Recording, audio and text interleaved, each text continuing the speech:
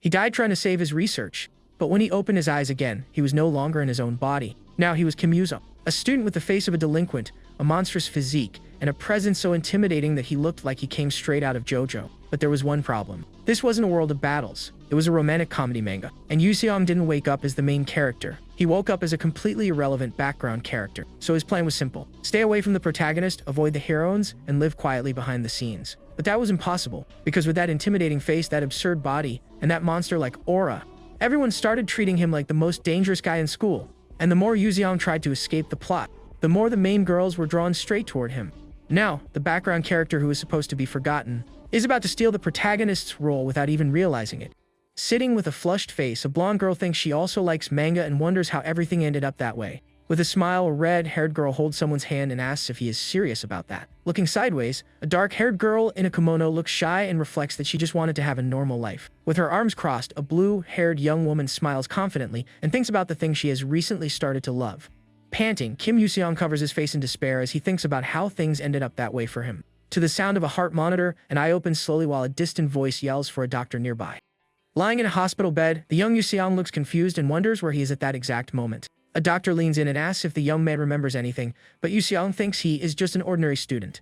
He then remembers a fire in his lab where he tried to save his research but ended up passing out in the process. At that, the boy looks to the side in the bed and realizes the place seems to be a very dark hospital room. Suddenly, his eyes widen in complete surprise at the situation he finds himself in within that room. Looking at his reflection in something, the young man is shocked to realize that face is not truly his. From the memories that surfaced over the 2 days in the hospital, the young man begins to understand what happened to him. With a serious expression sitting in the car, the young man finally comes to the conclusion that he was transmigrated. The owner of this body is Kim Yoo-seong, a Korean student living in Japan with his parents who was preparing for high school. The boy suffered a car accident over the weekend, and because of that, he was unconscious for several days in the hospital. Then he understands that he passed away in the fire and possessed the body of the real Kim Yoo-seong, who was unconscious. The young man then realizes something and wonders if this means he is finally free from the nightmare of grad school. But he decides not to jump to conclusions, as this possession could suddenly end at any moment. Arriving at the new house, he observes the place and questions how he will manage to adapt to his new life there.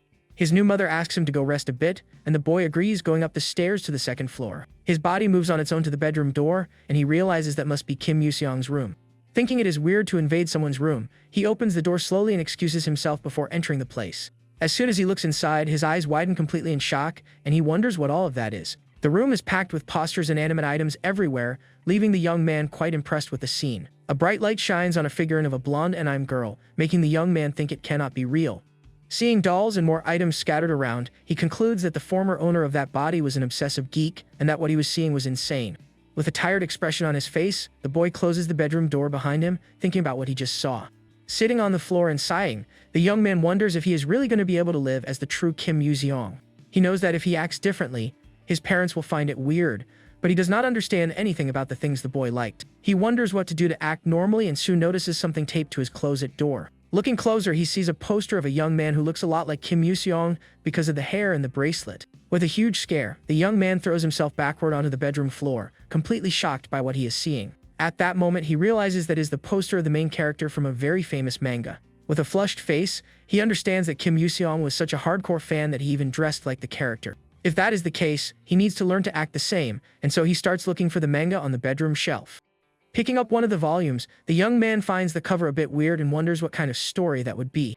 But as he holds the book, he begins to feel like he has seen a character like the one on the cover somewhere else before. He then remembers the manga Scramble Love, a work that was a hit and sold 10 million copies. That manga followed the classic romantic comedy formula, but with a style that greatly pleased fans at the time. However, in the final volume, the author of the work surprised everyone when the protagonist married his childhood friend. Because of this unexpected ending, the entire fan community was furious, and this generated a lot of online discussion. Seeing that the story he picked up seems to be the same type, he decides to start reading to better understand the character. He begins to read and gets so involved with the story that time flies by, and he can no longer stop. Ultimately, he found the story very good and ended up spending the entire night reading the other volumes too. His mother then calls him from downstairs and asks Yoo-seong to take down orders if any customer arrives at the restaurant. He responds in an awkward way, but his mother thinks it is normal, and the young man wonders what kind of life the young Yoo-seong led. Putting on the apron, he thinks that being the son of a barbecue restaurant owner is great for eating a lot. Welcoming the customers, the protagonist gets a surprised expression upon seeing who has just walked in. The young man wonders where he knows those people from while the blonde girl asks the young man not to stray too far from her. With a smile, she says she is going to feed him today, and that is why he will not be able to run away from her no matter what. The girl calls the blonde boy Ryuji, leaving the young man with an expression of someone who is not enjoying the situation very much. Upon hearing the name Ryuji, our protagonist freezes and begins to connect the dots of what is happening. In that instant, a clear image of the manga Scramble Love appears in his mind, and he finally understands everything. He realizes that the customer in front of him is Sakamoto Ryuji, the main character of that famous manga he remembered. Our hero stands still in shock, processing the information while the couple stares at him without understanding why. Trembling with nerves, he realizes this is not a normal reincarnation and that he has ended up inside a book. Recapping his story, he was a student who passed out in a fire and woke up in Kim Yoo-seong's body. The big problem is that Kim Yoo-seong was just an extra character with absolutely no importance in the manga Scramble Love. To sum up the situation, he possessed a character inside a book that was exactly the manga he read all night. The problem is that he did not read the manga, he only saw spoilers, and therefore has no advantage at the moment. He needs to think calmly because, even though it is a book, the world feels real and is not that dangerous. So, the young man decides he just needs to avoid getting involved with the story's protagonist, Sakamoto Ryuji. That way, he believes he will finally be able to live a normal and peaceful life as an extra. With the plan in mind, he read all the books to act like Yoo-seong and even transferred to a school far away. Being a former college student, he entered as the top student and managed to get a full scholarship. After enrolling, the boy joined the student council and slowly changed his personality. Despite all his efforts and the time that passed, the possession of the body was never undone. Now older, he accepts that he needs to adapt to this life and prepares for an uncertain future. For this, the young man plans to study and save money, maybe even investing in some stocks. The young man also decides to train hard, as he believes strength and endurance are essential to live. Even though it is a romantic comedy, it is better to have strength and not need it than the opposite. He pushes himself to the max at the gym and feels the difficulty of the heavy exercises he does. But for him, all this effort is extremely satisfying and very fun to do. As time passes, a girl observes the young man, who now has a strong body, walking through the school. Full of confidence, he checks the bulletin board to find out which class he is in this new year. Turning around with a smile, the young man greets a classmate who also arrived early that day. Another student calls him and asks which class he got, noticing how much the boy has changed. With a serious look, Yoo-seong replies that he still does not know which classroom he will be in. Walking around campus, he realizes he is already a high school sophomore in that world. Our protagonist then reflects that his first year there flew by so fast. During the last few months, he went hard on his workouts, lifting a lot of weight at the gym. The young man got extremely strong and muscular, doing all of this to be able to protect himself. He knows that because he is in a manga, things like ghosts and even underworld syndicates can appear out of nowhere. Because of this, he prepared for any unexpected future and not just to build muscle. He managed to get through his first year quietly and plans to stay that way until the end. But upon arriving at his new classroom, he hears a familiar voice wishing young Ryuji a good morning. There was Yaguchi Maya, the main heroine of the original manga, waving to her friend. By her side, Sakamoto Ryuji, the story's protagonist, looked annoyed about something. Yoo-seong then realized his plan has failed, as he ended up landing in the exact same class as Ryuji. Annoyed, Yoo-seong thinks that he chose a school far away just to avoid him and mourns his peaceful school life. Nearby, Ryuji says he has had a bad feeling since morning because he ended up losing his wallet. He goes on to say that he bumped into a girl he had never seen before, and Yoo-seong realizes what is happening. At that moment, the teacher enters the room and asks everyone to sit down and be quiet for the start of class. Holding a clipboard, the teacher knows the first day is chaotic but asks the students to calm down a bit. He then reveals that he has an important announcement to make, and the whole class gets curious to know what it is. With a smile, the teacher announces to the class that they have a new transfer student and calls her to come in. A beautiful blonde girl walks into the room with a radiant smile and a very confident expression for the class. All the students are impressed by her beauty, and the teacher jokes that they should pay more attention in class. Next, the teacher explains that the newcomer does not know the school and asks her to introduce herself to everyone. The girl says her name is Kishimoto Rika and that she likes sweet cats and taking naps in her free time. Observing everything, Yoo-seong notices the classic pattern of romantic comedy stories repeating itself right there. It was obvious that with the protagonist in the same room, a new heroine would arrive as a transfer student to the class. The name Kishimoto Rika was familiar because he read online that she ranked first in the popularity poll. Even though she was not the winner at the end of the story, the young man already knew her because of the spoilers. The teacher then points to the empty desk next to Ryuji and asks him to take good care of their new classmate. With wide eyes, Ryuji recognizes her and remembers she was the girl he saw earlier on the street. The young Rika also recognizes him and gets a look of shock and a lot of anger at the young man all at once. In a flashback, she remembers bumping into him on the street and without thinking twice, calls him a creep. Ryuji denies the accusation, but the teacher thinks it is great the two already know each other and tells them to sit down quickly. The girl sits down and shoots a furious glare at the young man, who is left not knowing what to do about that situation. Turning her face away in disdain, the new student clearly shows that she did not like her new classmate one bit. Shortly after, she places the young man's wallet on the desk and asks if that object really belongs to him. Watching the scene, Yoo-seong sighs and wonders if he will have to put up with this for another 2 years of his life. He thinks he did not want plot twists in high school, since everything he did up to now was to secure his future. Even without having read the manga, the young man believes he can predict things because the world follows romantic logic. But he also knows that mangas never follow the expected path, which is why he always read the latest magazines. The young man did this to stay up to date with all types of plot patterns in romantic comedies. Suddenly, Ruji gets Rika's attention and says he needs to tell her something important outside for a moment. With a serious expression, the boy says the matter is about what happened between the two of them earlier that morning. With a flushed face, the blonde girl agrees to talk to him, but only for 1 minute. While the two leave the room, a classmate wonders if something is going on between the new couple. Yoo-seong then says he is also going out and uses the excuse that he really needs to go to the restroom right then. With a determined look, our protagonist follows the two through the school hallways to see what is going to happen.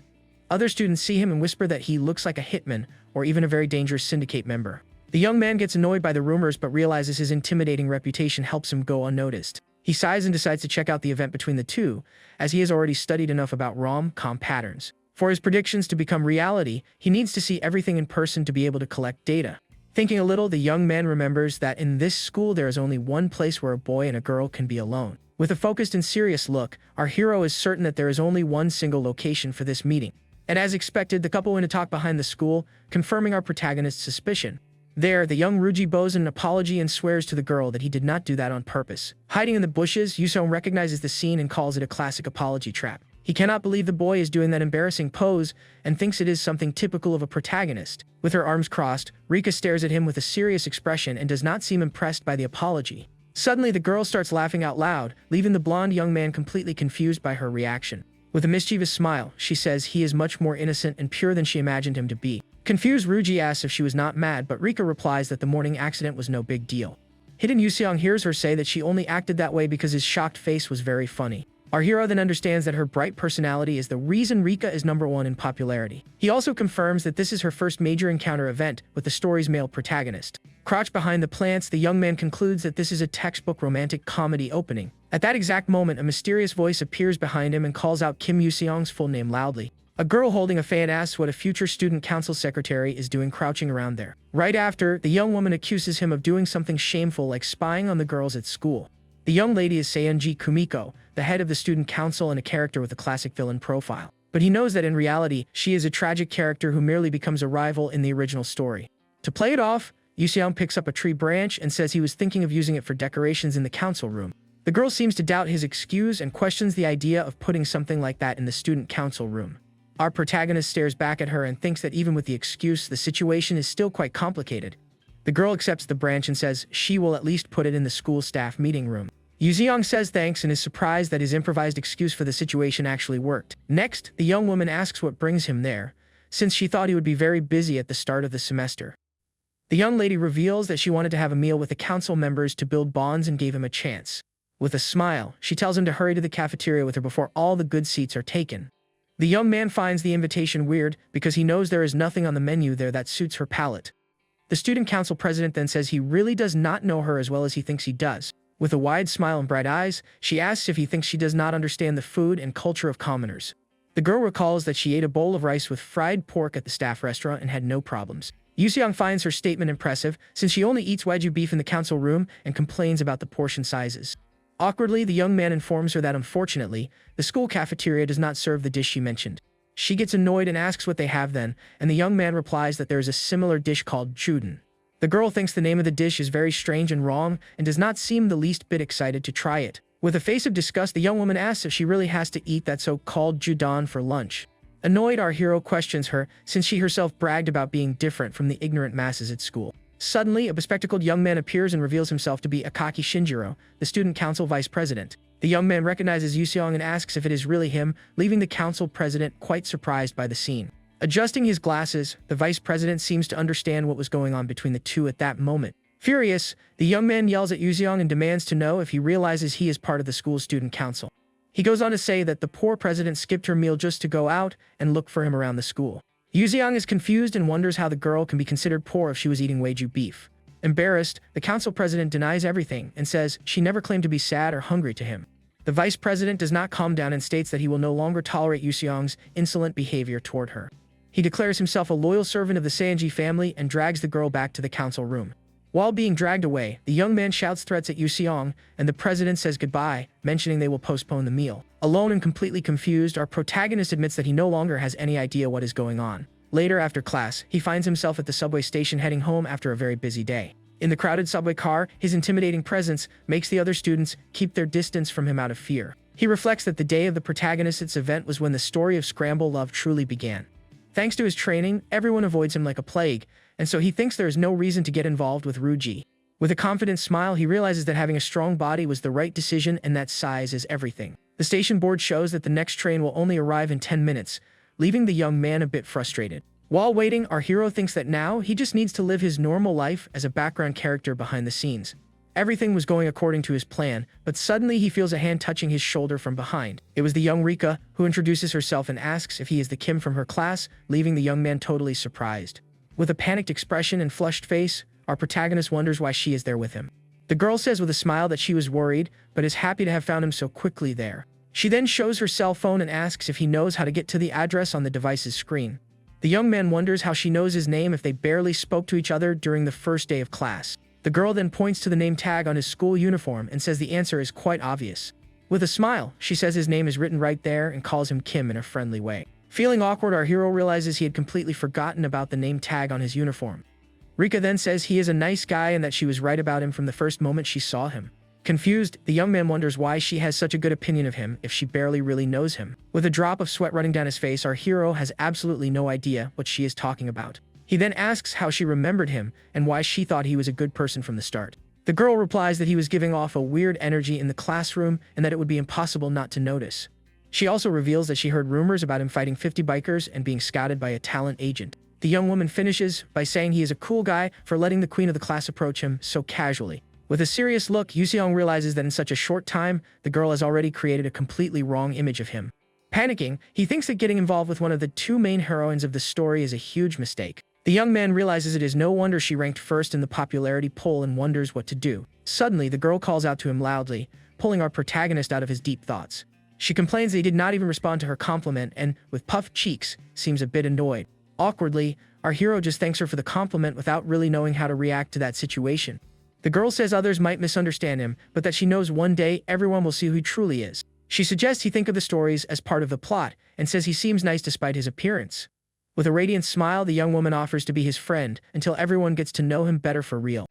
Our hero realizes that trying to scare her off would not have worked anyway with that girl. He concludes that with her personality, they would interact either way and decides to play along for now.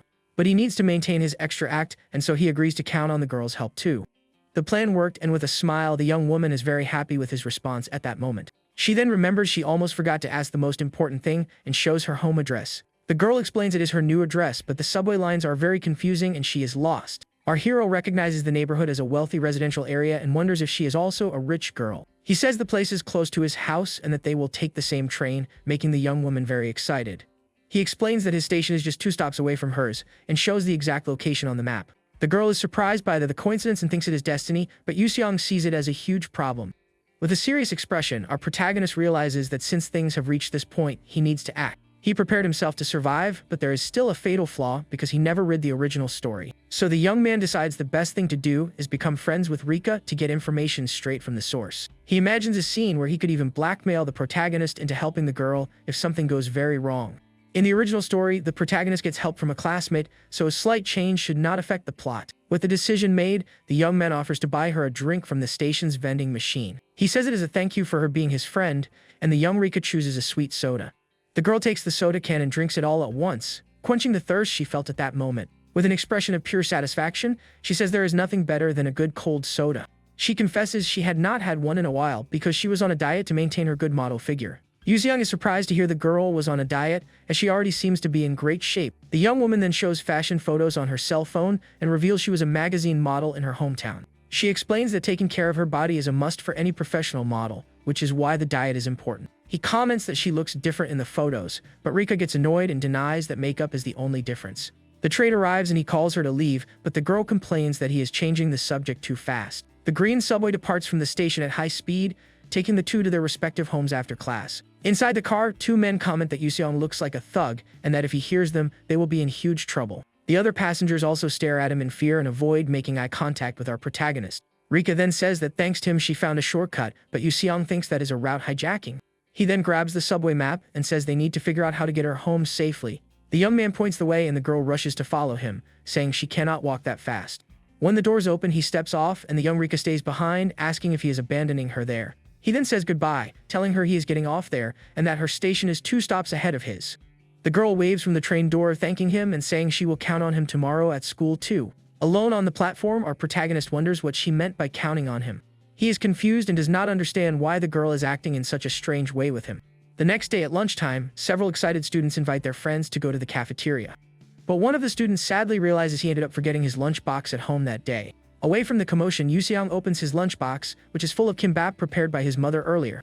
Using chopsticks, he picks up one of the rolls and gets ready to savor his delicious meal of the day. Suddenly, he hears a familiar voice and sees the young Rika standing in front of him with a shy expression. The girl asks if he has been eating alone every day in that same isolated spot at school. The young man explains that he feels uncomfortable eating in the classroom and therefore prefers to eat lunch alone there. He tells her not to worry and reminds her that she herself said one day everyone would see his true self. Until then, our hero states he just needs to wait quietly, but the girl does not seem to agree with that.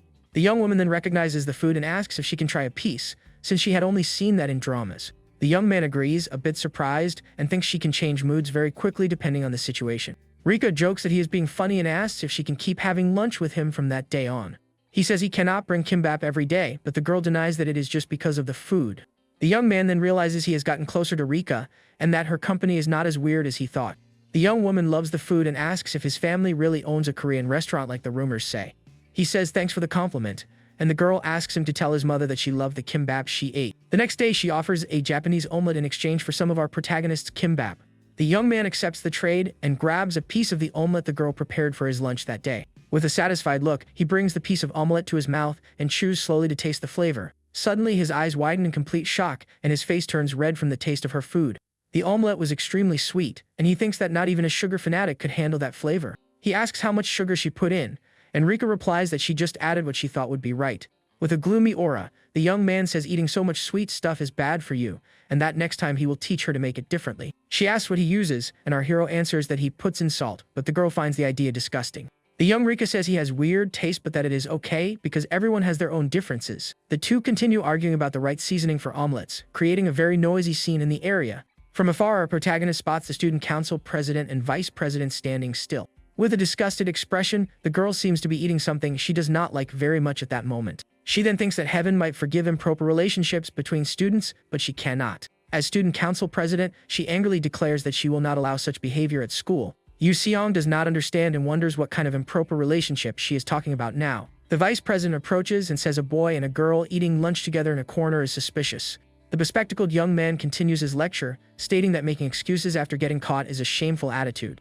Yu Seong denies everything and says they have been running into each other a lot lately, which makes him very suspicious. The president chimes in and says it is normal for them to see each other since he is part of the Grand Student Council. He stares at her and asks if she has something to tell him, leaving the girl a bit awkward with the question. Suddenly, Rika remembers and calls her the Dark Student Council president, surprising everyone. The president is completely speechless at the new nickname she just received from the new student.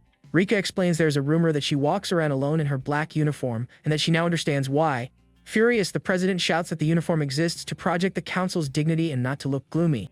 The blonde girl suggests she accept the nickname since everyone calls her a cosplayer anyway. The president is shocked to learn that other students mock her and call her a cosplayer behind her back.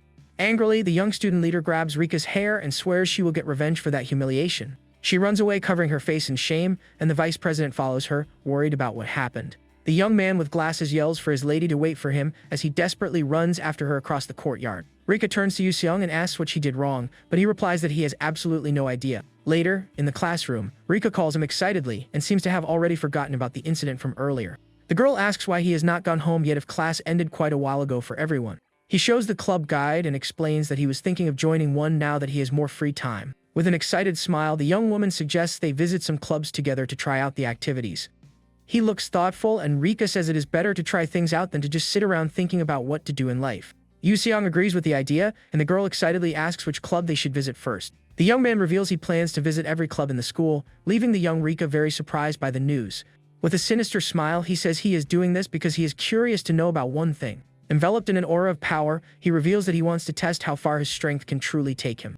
Their first stop, then, is the school's soccer club, where he intends to show off his new skills. With a powerful kick, the ball flies at high speed toward the goal right in front. But the ball goes over the crossbar, and the goalkeeper complains that the player's aim is very bad. One of the troublemakers gets annoyed at having missed 5 shots in a row without scoring a single goal. He challenges his friend to try, and the soccer team players get annoyed by the presence of the two there. The other delinquent gets ready to kick and says there is nothing hard about scoring a goal. Suddenly, a mysterious voice grabs the duo's attention, and they turn around to see who is talking to them. They get scared upon recognizing the player approaching them with a very serious expression on his face.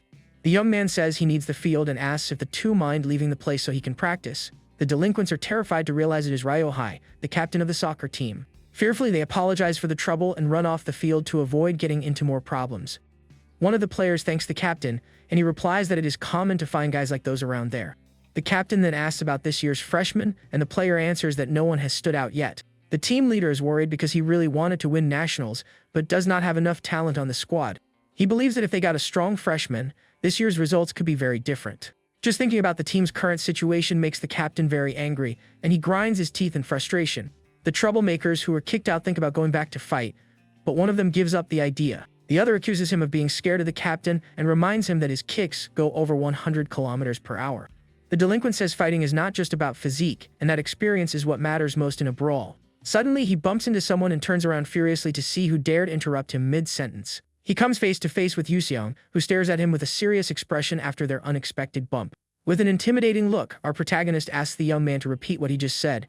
The two delinquents recognize him and are paralyzed with fear by the presence of the feared school student. They scream that he is the heir to the mad dog's fist and run away desperately to save their lives. Yuseong and Rika are confused by the scene and do not understand what just happened to those two. Other students comment that he defeated the troublemakers with just a look and that he is amazing. Rika scolds him for picking a fight, but he explains that he only looked at them because they spoke to him. The girl replies that for him, even looking is a problem, and the young man realizes it will not be easy. One of the soccer team players notices the presence of the two and becomes curious about the situation. He is astonished to recognize Yuseong and wonders why he is there on the soccer field. The player believes our hero is there to get revenge on the troublemakers who bothered him earlier. The captain reassures his teammate, saying he doubts Yuseong is there for such a petty reason. The player is still worried because he heard he was forced to join the council and banned from clubs. The captain admits he also heard many bad rumors, but seeing him now, his opinion has changed. He believes Yuseong is not the type to waste time with delinquents, as he is already at a national level. The team leader then approaches and says he has heard a lot about our protagonist around school. He introduces himself as Ryohei, the club captain, and asks what brings him there on that specific day. Yuseong replies that he would like to try out for the club and asks what he needs to do to join. The captain is impressed by his presence, and even though he is not much taller, feels like a dwarf. Our hero's muscles are so massive that not even his clothes can hide his physique. The captain then imagines that with Yuseong on the team, the dream of winning nationals could become a reality. With a determined look, the team leader decides he wants that young man on his squad no matter what. He apologizes for staring and offers to explain how the club's tryout process works. The test is simple and consists of kicking the ball with all his might from the penalty spot, with only one chance. Yuseong thinks that with only one chance and all his strength, he needs to give his maximum effort on the kick. Staring at the goal with fury, our hero decides to go all out to show his true power. He focuses all his energy into his legs and prepares for the most powerful kick he can deliver. With a 300-kilogram scream, he releases all his strength in a single, devastating leg motion. The purple ore explodes around him, and he hits the ball with a spinning kick of immense power. The impact is so strong that the ball turns into a blur of light and flies toward the goal. The players are shocked, and the captain says the kick was so fast he could not even see the ball. With the goal completely open and no goalkeeper to defend it, everyone expected the ball to go in smoothly. But to everyone's surprise, the ball simply explodes in midair before even getting close to the goal. Shocked, one of the players wonders how a normal soccer ball can pop like that. Yuseong gives up on soccer and asks Rika what other sports clubs are nearby for him to try out. Rika finds the situation amusing and says it feels like they are clearing stages in a video game. The news spreads, and other students wonder if he is going to destroy all the sports teams. Curious to see what happens next, a crowd of students starts following them around the school. A ponytail girl watches the scene and wonders if Kim Yuseong has finally started making his move. At the basketball club, he shatters the backboard with a dunk, leaving everyone present completely shocked. Next, at the baseball club, he hits the ball with so much force that the batter screams in terror. In tennis, he blows a hole in the court, and the players wonder if that is some kind of special power. Rika then crosses off the list all the sports clubs our protagonist has already visited and destroyed. With a victorious smile, the girl celebrates that all the clubs were conquered with a single strike. Yuseong then asks her how many sports clubs are still left for them to visit at the school. With a mischievous smile, The young woman says she understands his curiosity and can answer his question. Adjusting her glasses, Rika prepares to give the answer using all the data she has collected up to that point. She explains that excluding the clubs not offering triad sessions today, there are still 3 left to visit. The first is the track and field club, which helps build stamina and focus for its members. The second is the swimming club, which improves the cardio and full body strength of those who participate. And the third is the kendo club, which trains the discipline and mental fortitude of its practitioners. In conclusion, the girl states that there are still 3 sports clubs available for triads that day. She asks if the explanation was perfect, and the young man says thanks but mentions she did not need to go that far. The young woman then asks where they will go next and offers to guide him anywhere. Yoo-seong surprises her with a question about whether she has ever acted besides being a model, making the girl feel awkward. He explains that she seems to be good at acting, but that she can forget the question if she does not want to answer. Embarrassed, the young Rika says it is a bit awkward to talk about that subject with him there. She then admits with a flushed face that she has done something akin to acting in her hometown. The young man is shocked by the revelation and begins to get very bad ideas about the girl's past. He wonders if she has a dark past and if that would not break the genre rules of the story. But he doubts one of the heroines would have that kind of backstory and decides to find out more for his plan. The girl changes the subject and calls him to continue their club tour, reminding him there are still 3 left. From her reaction, our hero realizes it is better not to press the issue, as she would not answer. He then decides the next stop will be the kendo club, and the girl excitedly follows him to the location. A crowd of students is already gathering at the dojo doors, waiting for our protagonist's arrival. When he approaches, everyone shouts that he has arrived, and the news of his visit spreads rapidly. The students comment that he has already destroyed several clubs and that he looks even scarier in person. A girl from the journalism club wants to interview him but says she is too scared to get close. Rika then introduces herself as his manager and says any interviews must go through her first. Yoo-seong is surprised by the girl's attitude and realizes the situation is getting weirder and weirder. A ponytail girl watches from afar and thinks he is a delinquent destroying the clubs. But she states that his rampage ends there and introduces herself as Fuma Yukika, the kendo club captain. The crowd goes wild and praises the captain's courage for not backing down in front of our protagonist. Yoo-seong says he is only there out of interest in the club and asks her to explain how the triad process works. With a serious look, the captain replies that she likes his attitude and that she will not go easy on him. She then sets the rule for the fight, saying the first to land a clean hit will be the grand winner.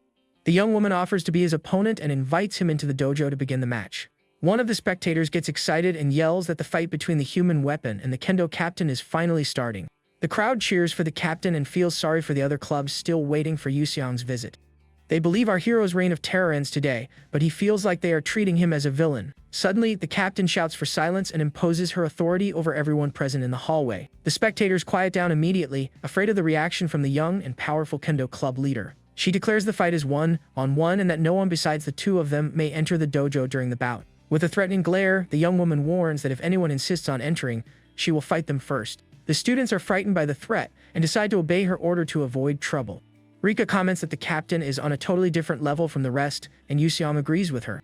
Our protagonist thinks his new friend is right and that he needs to be very careful with her. He feels the pressure radiating from the captain and realizes she is not an easy opponent to defeat. Yoo-seong asks Rika to wait outside, and the girl agrees, wishing him good luck in the match. The captain asks if he is sure he does not need the bogu, but he refuses the protective gear for the fight. He doubts there is equipment his size, and the captain agrees, deciding to fight without armor too. The young man says that is fine, but warns he will not take responsibility if she gets hurt during the match. The young woman finds his remark funny and asks if he truly believes he can hurt her in the fight. Confidently, she states he will not even come close to touching her uniform and tells him to get ready. The 2 clash their bamboo swords in a shockwave of power that echoes throughout the wooden dojo. The captain praises his skills for street punk, but Yoo-seong remains unfazed by the comment. She goes on to say he is just a normal guy who worked out a bit, and that means nothing to her. The young woman attacks with a series of fast and precise strikes, but our hero manages to block them all. In a swift motion, she attempts an overhead strike, but he blocks it with his bamboo sword mid-air. With a malicious smile, she calls him a fool and says he cannot break a simple magic circle. The captain then declares the fight ends now and advances to deliver her final blow against him. With a quick movement, our hero spins his bamboo sword in the air and catches it with his hand. He then strikes down at the young woman, while she is still fallen on the floor of the large wooden dojo. The kendo captain feels an immense pressure coming from him and has no idea what it is. The young woman wonders if he spared her on purpose, or if he planned to make her lower her guard for counterattack. She admits she underestimated him and that if she drags the fight on any longer, she will be in real danger. Enveloped by a serpent aura, the captain decides to end it all with her next strike. Using her clan's secret art, she charges forward and shouts that this is the end for Kim Yoo-seong. But suddenly, an intense flash explodes in front of the young man, who stands still just watching. The flash grows and covers her entire vision as she feels the impact of her powerful attack. The captain cannot believe he managed to use her clan's secret technique, which had never failed. With a confident smile, the young woman says his name ends there and prepares to celebrate. However, a blinding light explodes on her chest, and the girl screams in pain from the impact. Confused, she wonders what just hit her, and if it was some kind of killing intent aura. But she quickly dismisses the idea because she felt nothing resembling an aura coming from her opponent. Looking at her bamboo sword, the young kendo club captain notices something strange. With her face full of shock and sweat, the girl begins to understand what really happened there. Yuseon then realizes that his muscle strengthening skill has leveled up to level 4. The next morning, the students talk about how Yusong defeated all the sports clubs. A student says she heard the kendo club had it the worst and that the captain and Yukiko went to the hospital. Other students comment that he did this to take over the school and be number 1 in the hierarchy. Our protagonist thinks the rumors have gone too far and that he did not expect to be so strong. At least Ryuji has not changed his behavior, perhaps because he cannot stray from the main storyline. Yuseong thinks everything is fine because Ryuji has his life and he has his own, and greets Rika. At that moment, a red-haired girl bursts into the classroom shouting Sakamoto Ryuji's name for him to come out. The students are confused, and one explains that she is Tojo Karen from the school's kendo club. Ryuji asks who she is and why she is looking for him so aggressively like that. The young woman then accuses him of hurting the club's freshmen because she visited them at the hospital yesterday. The young man says it is a misunderstanding, but she yells that he is denying it after hurting her friends. Suddenly, a brown-haired girl steps in front of Ryuji and asks the young woman to wait. The brown-haired girl states that the fault lies with the kendo club freshman and not Ryuji. The girl explains that the kendo students took her into an alley and Ryuji saved her from danger. She then asks the red-haired young woman if she still believes it is entirely Ryuji's fault. The brown-haired girl tells her to go back and get her kendo club freshman in line. With a serious look, she confirms that the blame falls on the first-year club members and not on Ryuji. Shocked by the revelation, the red-haired young woman yells that if that is the case, then everything changes completely. Pointing directly at Ryuji, the kendo girl screams for him to be her man without hesitation. She promises to make him the happiest guy in the world, and he is completely shocked by the declaration. Without understanding a thing, the girl who defended him freezes at the redhead's unexpected confession. The kendo girl then grabs Ryuji's arm while the other students watch the scene in silence. With a flushed face, Ryuji's defender screams that it cannot be, and that she cannot believe her eyes. Yuseon thinks a confession like that is brutal and that the world of romantic comedies is cruel. Rika, on the other hand, gets super excited about the situation and squeals with happiness at the romantic scene. With shining eyes, the blonde says she found Tojo Karen's attitude very cool and brave. The other students in the room start gossiping and wonder who Sakamoto will choose now. One of them bets on Akushi, saying she is sweet and also has a very beautiful and attractive body. But another classmate disagrees and says the fierce girl who turns into a puppy for her beloved is the best. Sitting at his desk, our hero thinks people are still talking about the incident. He remembers the moment the red-haired young woman shouted for Ryuji to be her man in the middle of the room. The young man believes that if she had the courage to say that, it is because the timing was perfect for it. Rika then turns to Yuseong and calls him Ryu, leaving our hero a bit confused. With a sly smile, the blonde asks who he thinks Sakamoto will end up dating. The young man replies that he has no idea and the girl complains, saying that is no fun at all. He then thinks that if things follow the original script, Ryuji will end up with his childhood friend. To our hero's surprise, the blonde young woman says she actually knows who he will end up with. Winking, Rika reveals in the game Scramble Love, Sakamoto dates the brave Tojo Karen. But she says she has a condition and needs to be Tojo's official love advisor. He asks if she is confident about that, and she replies of course, since she is the famous Kishimoto Rika. The young woman brags that people line up for her advice, but he highly doubts it. Annoyed, the blonde says the problem is she knows she is good at it, and he does not get the hype. With a cute face, the young woman asks him to pay a little more attention to her sometimes too. Stammering and not knowing what to say, our hero is left completely speechless by the girl's request. The next day, he sees Tojo Karen sitting alone in the classroom and wonders what she is doing there. A classmate greets him and asks what Tojo is doing in their class, mentioning he heard a rumor. He says the young woman wants to buy Sakamoto a meal as a formal apology. The friend whispers that a weekend meal is basically a date, and Yuseong agrees in shock. Then the classmate asks if our hero heard the other rumor, that she is the daughter of someone important. The rumor says Tojo Karen is actually the daughter of the boss of the famous Daosei Kai organization. Yuseong is stunned to learn that it is an underworld syndicate group that rules the Kanto region. Without much emotion, the young man says it is crazy, but his friend notes he does not look convinced. Yuseong explains that even if it is true, it changes nothing since she did not harm them. Impressed, the classmate says he feels like calling him boss, but the young man finds that weird. Suddenly, the protagonist remembers that they are already inside a manga world.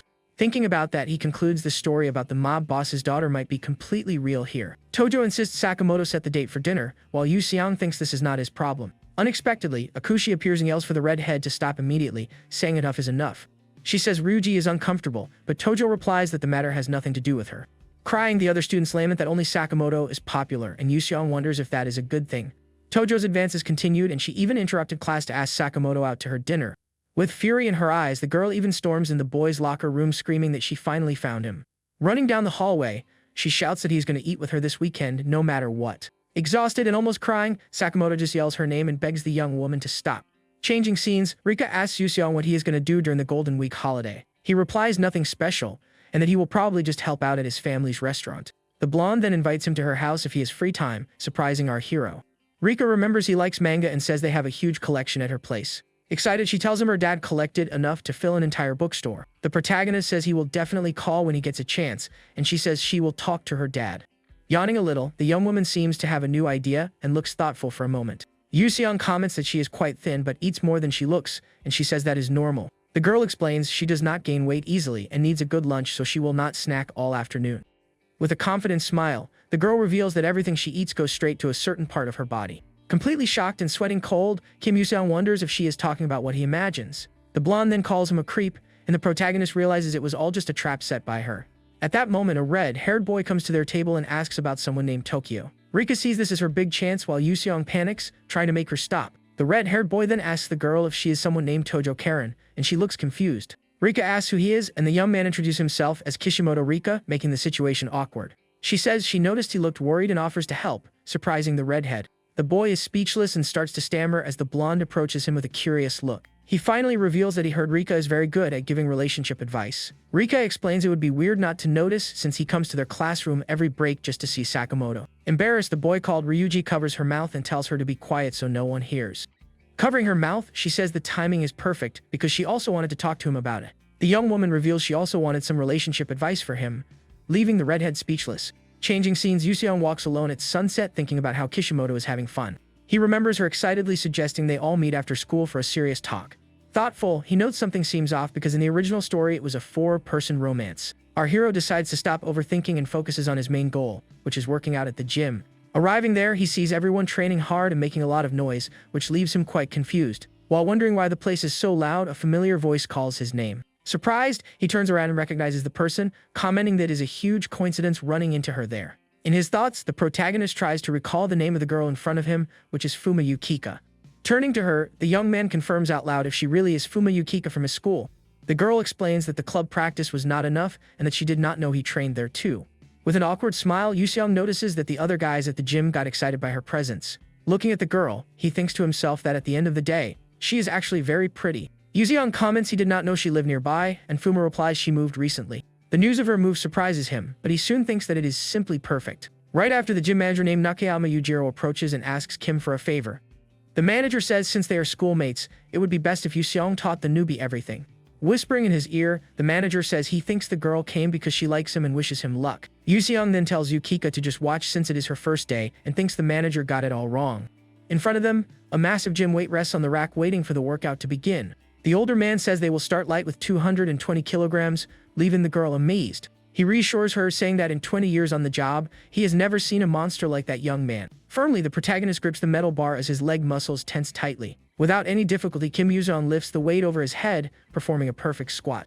The manager comments that it was too easy for him and decides to increase the load to 270 kilograms. At the end of the exercise, Fuma watches in awe that he managed to do 5 full sets like that.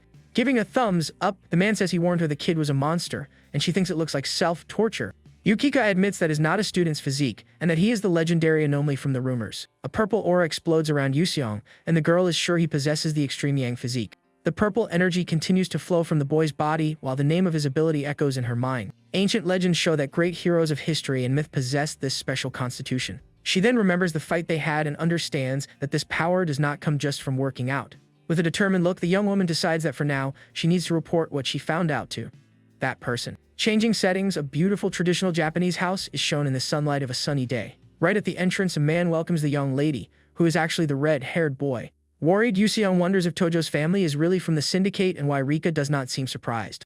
He thinks that as someone from another world, he will never get used to these bizarre situations. Suddenly, a large man stares at the protagonist, completely shocked by the young man's size.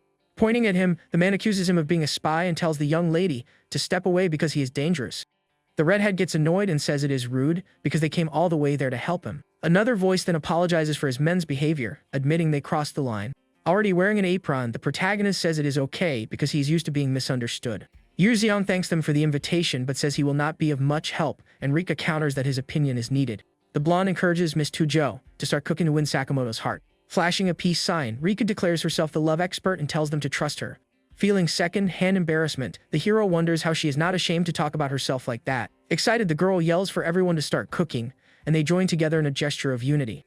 With a proud look, the red-haired boy holds the finished lunchbox and exclaims that he is finally done. Thrilled, he shows off his first handmade lunchbox while the blonde claps and congratulates him. A little earlier, Yu Xiang warned him about the fire, but the boy thought high heat was better and burned everything. Tired, the protagonist thinks that even for a beginner the journey was hard, and this is what cooking in a rom-com is like. Rika says the smell of food made her hungry, and Kim Yu Xiang offers to whip up dinner quickly. With a determined look, our hero turns his head and tells her to leave everything to him. In an instant, huge flames shoot out of the pan as he cooks with incredible skill. Completely impressed, the blonde and the red-haired boy watch the scene, unable to believe their eyes. He then announces it is ready and serves a dish that looks delicious, leaving everyone amazed. The two start eating excitedly and say the food is simply incredible and delicious. The girl asks how long he's been cooking so well, and the young man thinks it was when he started packing his lunch. He remembers his mom waking up at dawn to prepare everything, and he felt bad seeing her tired. At first it was hard, but over time he got the hang of it, and Rika is moved by his story. The young man asks who makes her food, and Rika replies it is her mom, with lots of love, of course. Suddenly, the blonde remembers she has something for Tojo, and the boy gets confused wondering what it is. She hands him a present and says she went to a cosmetics store and bought everything he will need. The young woman also hands him a note with a skincare routine, and he thanks her awkwardly. Next, Rika says they are going to buy clothes, and the red-haired boy wonders if he really needs that. She explains that his normal style is a little, and the boy tenses up waiting for the rest of the sentence. Without hesitating, the girl finishes by saying his style looks like an old man's, shocking him. Yu Xiang thinks Rika is very blunt, and Tojo promises to work hard on makeup to get the date. Happy with his spirit, the blonde says she will do his makeup now and asks Yu Xiang to wait there. The young man asks if he should wait alone, and she says of course, because watching the transformation is a crime. Excited, the girl then pulls the embarrassed boy into another room, while the protagonist stays behind. Alone, our hero is confused because she had just said a man's opinion was important. Already nighttime, our hero walks down a busy street and thinks the day was actually quite fun. Alongside Rika, he truly hopes Tojo succeeds on her date with Sakamoto. He then asks if they can stop at a convenience store to buy a manga magazine. Rika asks if he buys it every week and mentions her dad, says there are no bad people among those who love manga. He asks if she buys it too, and the girl says yes, wanting to know if that makes her a good person. Thoughtful, he replies yes and that she is definitely a good person, leaving the young woman very surprised. He explains that in his opinion, anyone who works so hard for someone else like she did for Tojo is a good person. Hearing that, the girl's face turns red and she becomes completely flustered by the unexpected compliment. Embarrassed, she screams that it is getting late and runs out of the store saying she is going to pay and head out first.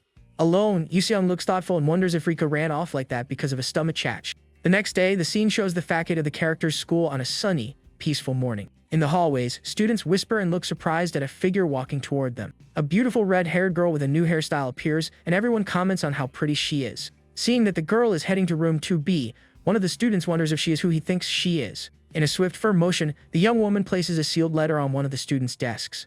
It is Tojo, who now goes by Karen, delivering a challenge letter to Sakamoto stating they will go out together. Totally confused, the young man wonders who that girl is, and she tells him to stop staring at her. The scene changes, showing the famous and bustling city of Shibuya with its modern buildings and shops. Walking together, Rika praises Karen's boldness at school, and the redhead asks to be called by her name. With a smile, the blonde agrees and asks to be called Rika too, forming a bond between them. Inside the store, the protagonist feels like he is in a completely new world in the women's clothing section. A flashback shows that Karen asked for help choosing an outfit, and Rika forced him to join the team. Looking at a window display, Rika points to a dress and exclaims that the clothing set is very cute. With that, she pulls Karen by the hand and leads her into the store so she can try on the pieces. The red-haired girl is overwhelmed by all the clothing options everyone starts handing her. Rika then shoves a dress at her friend and orders her to go to the fitting room to change immediately.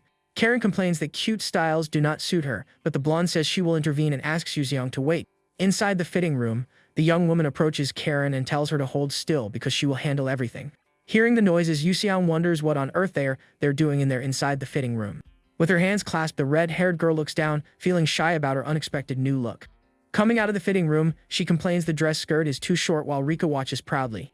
The blonde takes her to Yu Xiang to get his opinion, and the young man praises her, saying the outfit looks great on her. Our hero thinks to himself that clothes really make the person and that Karen has changed a lot. Changing scenes, a large traditional Japanese mansion is shown as Tojo Karen's home. In a dark room, a bespectacled red-haired man sits at the table holding a dagger. In an imposing image, the sixth president of the Dongseong-ho, the intimidating Tojo Naoto, is introduced. A sign reveals that he is known as Naoto the Ruthless, and he thinks about his daughter Karen. Tapping the dagger on the table, he says it finally seems his daughter has found a boy she likes. His men are shocked and wonder who would dare approach the young lady like that. With a serious look, he says he will not hand his daughter over to just anyone and calls for a man named Sento. Naoto asks what the boy's name was and questions if it was Sakamoto, and his subordinate confirms the info. The man then reveals the boy's full name is Sakamoto Ryuji, and he attends the same academy. He continues his report saying the young lady wanted to go to a beauty salon, and he personally escorted her. Showing his phone, he reveals several purchases at clothing stores popped up on her card statement. Based on this, he concludes the young woman is planning a date with Sakamoto over the weekend. Filled with rage, the president screams Sakamoto's name while his men try to calm him down. Still furious, he grinds his teeth and orders everyone who is free on the weekend to gather. Naoto then reveals the mission is to follow Karen's date and ensure the boy tries nothing funny. All the men shout in unison saying yes, and the president and 8 executives prepare for the mission. Changing scenes, a diner's sign is shown in a brightly lit and well-organized setting. Rika sits at a table with snacks, looking completely exhausted after a day of shopping. Even saying she has no strength left to chew, she eats non-stop, and Yuseong notes she seems fine. Karen thanks Rika for everything, and the blonde replies that is what true friends are for. The red-haired young woman says Rika has always been there to help her, and that she had a lot of fun shopping. Karen asks if 1 burger is enough for Yuseong, but he says he is fine because he prefers rice.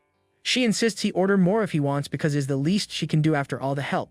Eating his snack, he thinks he used to view her as a delinquent, but now sees her as someone caring. Concluding that you should not judge by appearances, Karen asks why he is staring at her. She gets awkward at his joke, and Rika changes the subject, asking about the date's itinerary. The redhead says yes and that she planned to go to a cafe, then the movies, and finally out for dinner. With a sudden yell, the blonde calls her way too naive, leaving the girl completely confused. Rika explains she cannot win someone over doing the same thing everyone does and suggests a new place.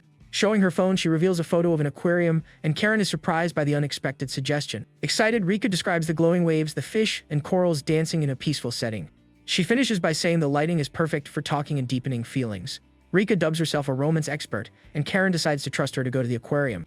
Once everything is settled, they say goodbye to Karen, wishing her good luck on her date the next day. The red-haired girl thanks them and tells them to get home safely while waving. With smiles on their faces, our protagonist and his friend wave goodbye to Karen. Rika then asks the young man what he is doing tomorrow, and the boy replies he is reading manga at home. Excitedly, the girl invites him to follow Karen, and Yuseong wonders if he doesn't have a right to his weekend. She says they are comrades and need to ensure Karen's happiness, and the tired hero ends up agreeing. With a high five, the young woman celebrates forming their duo and calls him her great partner. Changing scenes, a child points at a man's weird hair, and the mother scolds her. The man is Karen's dad, observing the spot where his daughter will have her first romantic date. At that moment, Sakamoto arrives, apologizing for being late and asking if she waited long. With a smile, the girl says she just got there, and that he does not need to worry about it. The blonde boy then compliments her outfit, saying it looks great, and the young woman's heart races. Embarrassed, she thanks him, and the two start walking down the street together a bit awkwardly. The girl suggests grabbing some tea to plan their day, and Sakamoto agrees with the idea right away. She tells him to follow her lead today, and the boy offers to carry her bag for her. Hiding, Yuseong and Rika watch the scene and comment that the disguises and the vibe are perfect. The blonde then decides to meet up with them and runs off, leaving our protagonist behind. The couple walks toward a famous cafe, and the young woman comments the place looks pretty cool. From afar, Karen's dad watches the scene and grinds his teeth in anger at that ordinary boy. Furious, he yells that the boy dared to leave his daughter waiting on the street for 5 long minutes. One of his men warns him people are looking, and the boss does not understand because their disguises are perfect. The man explains that 9 people together draw attention and suggests they split into pairs. The boss agrees with the plan and orders everyone to move in pairs to follow the couple discreetly. The scene shows the inside of a cafe with pleasant lighting and a very modern vibe. At a table, a huge delicious strawberry parfait is served looking amazing. Yuseong asks Rika if she will be able to eat all that, reminding her they should be following the couple. With a smile, the girl asks if he cannot even finish a whole parfait, and he is left confused.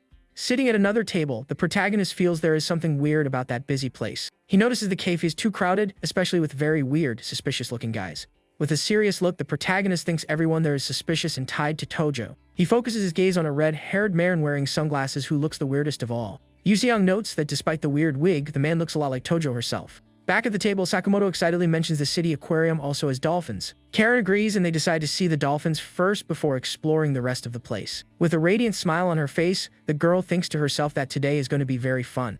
Watching the scene, Yuseong thinks he is not so sure and that her date is going to be very complicated. The scene changes, showing the Shibuya station sign as an announcement says the train is departing.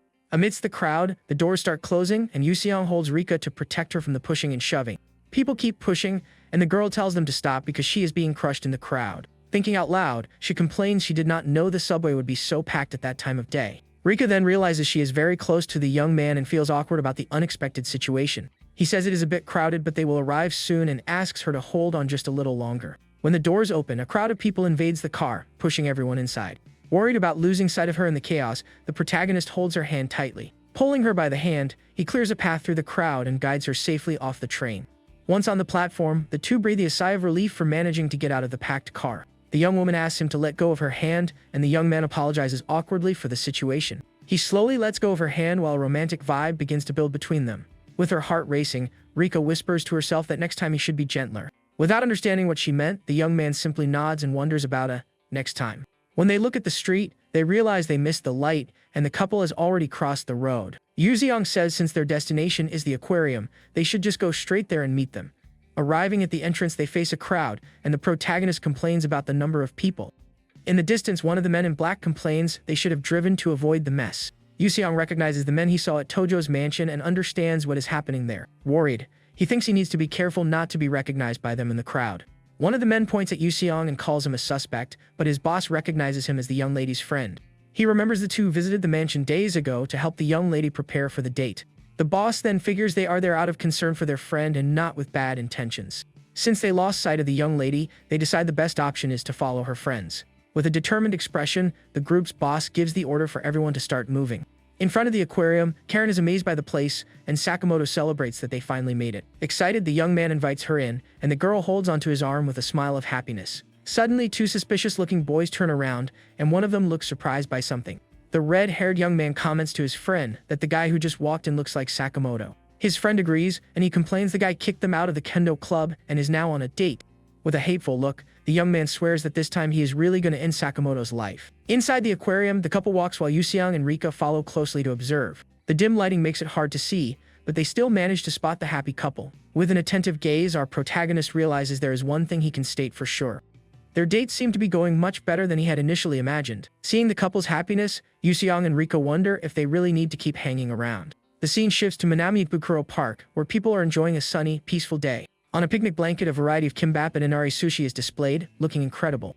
Yusiang reveals he worked hard and that if you are going to tail someone, you need to eat well for energy. Rika smiles in agreement and excitedly starts eating one of the rice balls he made. From afar, they hear the couple talking about how fun the aquarium was and full of pretty fish. Suddenly, Karen gets very nervous and suggests they eat the lunch she packed herself. Rika comments her friend is nervous because it is her first time showing her cooking to someone she likes. She then remembers Karen asked for advice and practiced day and night for 3 straight days. Sakamoto opens the lunchbox and is impressed by the food, asking if she made it all by herself. She says she made plenty and he can eat all he wants, and the boy starts with the rice balls.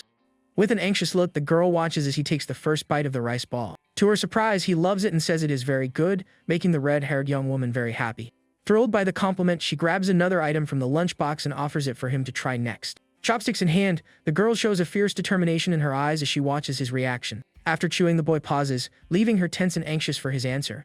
He then gives a thumbs up and says that one is delicious too, and the girl is relieved. From afar, Yusiang offers food to Rika and tells her to open her mouth so he can feed her. Gently, the blonde uses the chopsticks to feed the redhead, who chews the food blushing hard. Smiling kindly, the young man says he is satisfied for now with what he has already eaten. Extremely embarrassed, the girl covers her face with her hands, mentally agreeing with the situation. Watching from a distance, the duo notices the good vibe, but Yusiang finds it very weird that everything is going so well. With a dreamy look, the blonde mentions she would like to go on a date like that someday. Amazed by the revelation, the protagonist questions why she calls herself a grandmaster of love. Giggling, the girl confesses she has never dated and learned everything just by reading comic books. Sighing in exhaustion, the young man starts packing things up to keep following the couple. Annoyed by the lack of attention, the young woman waves her arms demanding her partner listen to her. Walking side by side, the couple enjoys the park's tranquility on a sunny afternoon. Hiding behind a tree, the spies think the perfect moment for a confession has arrived. Suddenly, a loud noise startles the boy, who quickly looks back trying to understand it all. Looking further ahead, they notice 2 weird guys blocking the couple's path. Staring at the blonde, the bruised duo of troublemakers claims they searched everywhere for him. Mocking the situation, the bullies accuse the young man of always stealing the girls they are interested in. Worried, the blonde considers calling the cops, but the protagonist warns the guards would take too long. Stepping in front of the redhead, the blonde gets furious at the guy's audacity to bother them again. Watching everything seriously, our hero recognizes the brawlers as the freshmen kicked out of the kendo club. At that, he recalls a story about how the blonde saved another student from the clutches of those exact bullies. Outraged, the troublemakers blame the couple for their expulsion from the club and losing privileges there. Overcome with extreme anger, the red-haired girl insults the two bruised boys. Pointing her finger in their faces, the young woman states that their ridiculous behavior was the real reason for the expulsion. Surprised by the scolding, the guy in the beanie finally recognizes the senior behind all that makeup. Giving an ironic laugh, the guy in the neck brace mocks the delicate, feminine look she adopted. Staring at the rivals furiously, the blonde keeps protecting his friend while hearing the worst insults. Furious at the disgusting insults aimed at her, the young man demands the two shut their mouths right away. Slowly, a giant man steps behind the duo, proving the troublemakers brought backup. Very relieved by the reinforcements' arrival, the bullies ask their older brother for help. With an evil smile, the muscular blonde man stares at the couple, wanting to avenge his boys. Showing an intimidating posture, the big guy listens to his goons praise his dark fighting past. Putting the redhead behind him, the blonde tells her to run because he is the target, but the girl refuses to leave him alone. Smiling sadistically, the big guy warns the boy to stop playing around right now and face reality. Suddenly, a huge, strong hand violently grabs the student's wrist, leaving him completely surprised. Pulling the girl close, the bully suggests she forget her loser boyfriend and go have fun with him instead. Desperate, the young man screams his friend's name while the man tells him he is in the way. Without mercy, the big guy lands a hard punch to the blonde's stomach, demanding he get out of there once and for all. Watching from afar, our hero gets furious at the scene and asks his partner to wait right there. Held by the giant thug, the redhead screams her beloved's name in pure terror, fearing for his safety. Followed on the ground, the student caws in pain while the big guy laughs and warns he is taking his girlfriend away. Promising to give the girl lots of love, the bully suddenly feels a dark, heavy presence right behind him. Staring at the giant with glowing purple eyes, the protagonist steps close, leaving the thug very confused by the intrusion. Quickly, the hooded boy grabs the man's wrist with extreme force, making him scream in pain and let the girl go. Throwing the guy back easily, the hero scares the other troublemakers who watch the scene in shock. Radiating an intimidating aura, the young man warns he will not repeat himself for him to get his dirty hands off his friend. Confused and in pain, the man wonders where the boy came from while his allies scream and run to help him. Taken over by fury, the bully insults the boy for the surprise attack and challenges him to a fair fight with no tricks. Keeping a firm stance, our protagonist surprises a mysterious man watching from afar trying to understand. Analyzing the situation, the unknown leader concludes the boy is just a strong civilian who knows how to fight a little. Walking calmly, the red-haired boss in sunglasses listens to his goon ask if they are not going to interfere. Shortly before that, the same group of suited men was looking for some runaway targets around the park very tensely. Taking off his glasses, the leader says the youths were having lunch nearby but ended up vanishing in the blink of an eye. Returning to the present time, the scene shows again the exact moment the giant with a ponytail grabbed the girl. Annoyed by the aggressor's audacity, the red-haired boss charges forward furious, wondering who gave permission to touch her. Anxious to act, one of the goons asks if they should grab their weapons to fight, but the leader tells everyone to wait. Watching our hero in the middle of the mess, the suited man states they do not need to meddle in a kid's fight.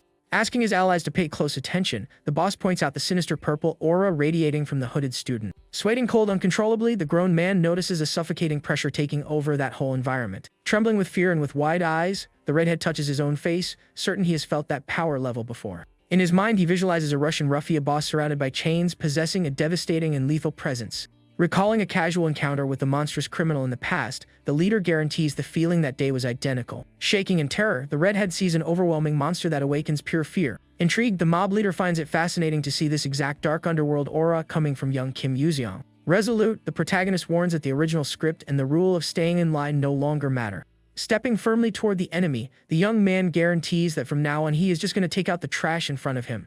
From a distance, we see our hero tell the redhead to grab the injured blonde and flee, leaving the fight to him. Very worried, the girl tries to argue, stating she usually does not lose to guys like that. Annoyed by the lack of attention, the bully insults the boy and demands not to be ignored in the middle of a brawl. Charging full force, the big guy throws a fast punch, but the student blocks the attack with total ease and coldness. Celebrating loudly, the duo of goons praises their leader's incredible speed, thinking victory was clear. Smiling confidently, the bully mocks, asking if the hero can even dodge his super heavy blows. Shocked, the enemy notices the young man does not even blink after taking the hits and wonders what kind of endurance that was. Grumbling in anger, the blonde troublemaker preps an extremely fierce surprise attack trying to take down the rival. Landing a clean hit to the hooded boy's face, the guy displays all his absurd strength in a very brutal strike. Watching everything while hiding, the blonde with glasses brings her hands to her face terrified, fearing for her dear friend's life. Desperate at the violent scene, the redhead screams the protagonist's full name, hoping he is okay and in one piece. Backing away scared, the bully shudders noticing the student is still standing, radiating a very macabre aura. Staring at the enemy with a dark look, our hero coldly declares that from this moment on, it is pure self-defense. Sweating cold, the aggressor barely processes the situation, before seeing a very fast fist coming his way suddenly. Throwing a very powerful punch, the young man hits the guy square in the face, sending his body flying from the brute impact. Suffering devastating damage, the bully hears the boy explain that self-defense usually comes down to a single strike. Crashing heavily onto the ground, the big guy is totally defeated while his goons scream for him, completely terrified. Trembling, the accomplices try to wake the leader while Yuseong says he had to bet it all on just one simple punch. Staring at the hero in absolute terror, the three cowards hear him comment that the fight ended up being quite disappointing. Showing a slightly bruised face, the protagonist questions if they know the consequences of laying hands on his friends. Crying on the ground, the injured boy threatens to use his father's influence with the police, but the young man mocks this pathetic attitude. Holding the crybaby's head firmly, our hero warns he is going to fix those bad brains once and for all. Squeezing the troublemaker's skull mercilessly, the young man makes him bawl in pain, while the coward begs for forgiveness, thinking he would die. Tossing the aggressor's body onto the grass, the student discards the cowardly rival like trash without showing any pity. Completely terrified, the goons bow before the victor, begging him to spare their miserable lives. Turning his back, the hero tells the group to get out of there and forbids them from showing their faces near the loving couple again. With his face bloody, the boy runs toward his partner and tells her to run away quickly so she does not get hurt. Stopping in front of the scared blonde, the hooded young man warns her again to run while touching his head. Furious at his careless attitude, the blonde girl demands they go to the pharmacy to buy bandages immediately. Quite surprised, the student agrees to go, thinking about how this was the first time he had seen his friend so angry like that. Changing scenes, our spies watch from afar as the loving couple sits quietly on a park bench. Sensing a tense vibe between the two lovebirds, the friends decide to hide behind a tree to give them more privacy. With a very red face, the redhead asks the blonde for forgiveness, stating he only ended up getting hurt because of her. Smiling kindly, the boy reassures her it was his fault and points out those bullies had been looking for him from the start. Staring at the ground shyly, the red-haired girl decides to break the silence and calls her partner's name. Staring deeply into her beloved's eyes, the young woman builds up the courage and confesses all her feelings, saying she likes him very much. Completely shocked by the sudden grand declaration, the student widens his eyes while waiting for the rest of what she has to say. Under the shade of the park trees, the brave girl asks the blonde to agree to date her from that day forward. Begging for a chance, the redhead reaffirms her deep desire to be in a romantic relationship by the young man's side. With a very sad look, the young man lowers his head and looks away as he processes his friend's entire declaration of love. Apologizing for the painful situation, the student says that unfortunately, he will not be able to give the answer she wanted so much. Desperate, the girl questions the reason for the rejection, while he explains he has his own problems to solve. Trying to explain better, the blonde reveals that when he was little, he promised to marry a very special little girl. Maintaining a very serious expression, the young man confesses he needs to wait until he manages to find that exact girl again. Very determined to keep his old promise, the boy states he has no plans to date anyone right now. Crushed by the sad revelation, the little redhead holds back tears as she watches the great love of her life slip through her fingers. Asked about the past, the blonde confesses he is not sure what he feels now, but remembers crying a lot when they said goodbye. Totally defeated, the young woman in the black dress concludes that mysterious little girl from the past had been his first love. Quickly getting up from the bench, the redhead says she understands the decision and promises to peacefully let go of her feelings. Flashing a beautiful smile to hide her sadness, the student says goodbye and thanks him for that fun date they had. Waving back with a lot of affection, the blonde troublemaker agrees with his friend and watches her slowly walk away. Without looking back, the rejected girl starts running through the park, wanting to escape that heavy mood fast. Peeking from afar, the duo is shocked by the tragic ending, and our hooded hero tells the blonde to go home. Staring in the void with a melancholic look, the boy says goodbye to his friend, promising to meet her at school next week. Confused by her buddy's solitary attitude, the girl with glasses places her hands on her hips, getting very worried. Running toward the sunset, the mysterious protagonist leaves his partner thinking about why he is so sad. Staring at the ground in great sorrow, the redhead notices a foot wearing a dark sneaker quietly approaching her. Showing a lot of concern in his eyes, the protagonist asks if his red-haired partner is doing okay. Unable to hold back her emotions, the girl begins to shed many crystal-clear tears down her shaken face. Wiping her eyes, the young woman denies being okay as her friend sighs and offers a tissue to help her. Gently, the boy dries her face, asking her to take a deep breath and calm down amidst all the crying. Rubbing her nose, the student finds the situation embarrassing, but the hero assures her that among friends, this is very normal. Staring at nothing with a blank expression, the rejected girl repeats the word, friends, in a very reflective way. Surprising the hero, the little redhead reveals she already knew about his and the blonde is spying, making the boy sweat cold. Very tense over the discovery, the boy listens to his friend judge his lack of trust in her during the date. Waving his hands desperately, the student tries to explain, claiming the love instructors needed to supervise everything. Looking very downcast, the young woman apologizes for the failure and laments not being able to win back the blonde's heart. Imagining her beloved with another girl, she vents that from the start there was never any room to fit into his life. Clutching her chest tightly, the student reveals the pain of rejection is so intense she feels she is going to lose her mind. With a shaky voice, the friend swears she has never felt anything so terrible in her whole life while the boy listens quietly. Closing her eyes in great pain, the girl screams in tears, stating she truly loved that troublemaker. Watching the melancholic scene, the protagonist reflects that at first, he considered the friend just another extra in the story. Remembering another smiling blonde classmate, the boy mentally confesses he used to just fake being nice to everyone. In his mind, he kept a dividing line, believing those people were just comic book characters. Seeing the redhead's deep suffering, our hero wonders if he could really keep labeling her that way. Suddenly, the dark-haired boy stands up and tells his friend to do the same, leaving her quite confused. Pointing his finger at his partner, the young man jokes someone might call the cops if she kept lying there crying. Breaking the super heavy mood, the rejected student cannot handle the absurd joke and ends up giving a soft giggle. Drying her tears, the young woman mocks his choice of words as the young man smiles, stating that laughing suits her better. Quickly, the hero starts taking off his blue jacket, ordering his companion to follow him to a new destination. Handing the clothing to his confused friend, the student tells her to put the piece on without giving many initial explanations. Covering the redhead's head with the hood, the boy says they are going to karaoke just like that, leaving her stunned. Adjusting the fabric affectionately, the young man tells her she will scream until she forces all the bad luck out of her heart. Starting to walk ahead, our protagonist hears his friend call him, with the giant piece of clothing covering her whole body. Still shocked by the sudden situation, the girl finds her partner's completely random way of acting funny. Pulling his friend's hand so they can run together, the boy reflects that all those people are actually exactly like him. Smiling genuinely, the redhead shows she is happy while the hero realizes they are normal people with emotions. Moved, the red-haired mobster praises the boy, stating he is very happy the young woman has such an amazing friend by her side. Watching the duo walk away, the adult confesses that in a hard, violent world like that, good kids like him are rare. Smiling softly in his sunglasses, the man suggests the hooded student might really be someone special. Deep in thought, the group leader deeply hopes their paths cross again on some future day. Singing excitedly at karaoke, the girl demands the boy sing louder while he holds a tambourine, totally exhausted. Announcing his partner's turn, the student celebrates, but the hooded young man gets a pale expression of pure exhaustion. Changing scenes, a blonde classmate enters our hero's bedroom and is impressed to see several workout machines. Curious, the visitor asks if all guys have that much weight in their room, but the young man awkwardly says no. Walking around the room, the student notices some large dumbbells lying there on the wooden floor. Using a lot of strength, the blonde tries to lift one of the weights, failing and asking if humans could actually lift that. Sweating cold, the young man thinks it is obvious she could not lift a heavy item like that and wonders how the girl ended up there. Flashing back to the past, the young man walks quietly down the street next to his blonde partner right after normal class ends. Just then, a very loud noise echoes from the girl's stomach, giving away the extreme hunger she felt right then. Noticing the situation, our protagonist asks if his partner is hungry, making her completely embarrassed. Suggesting a visit to his family's restaurant, the student surprises the blonde, who finally remembers their local business. Flashing a gentle smile, the hero confirms the shop's existence and ensures a free meal would be no problem at all. Quickly, the scene cuts to the simple, quiet storefront of the restaurant owned by our protagonist's beloved parents.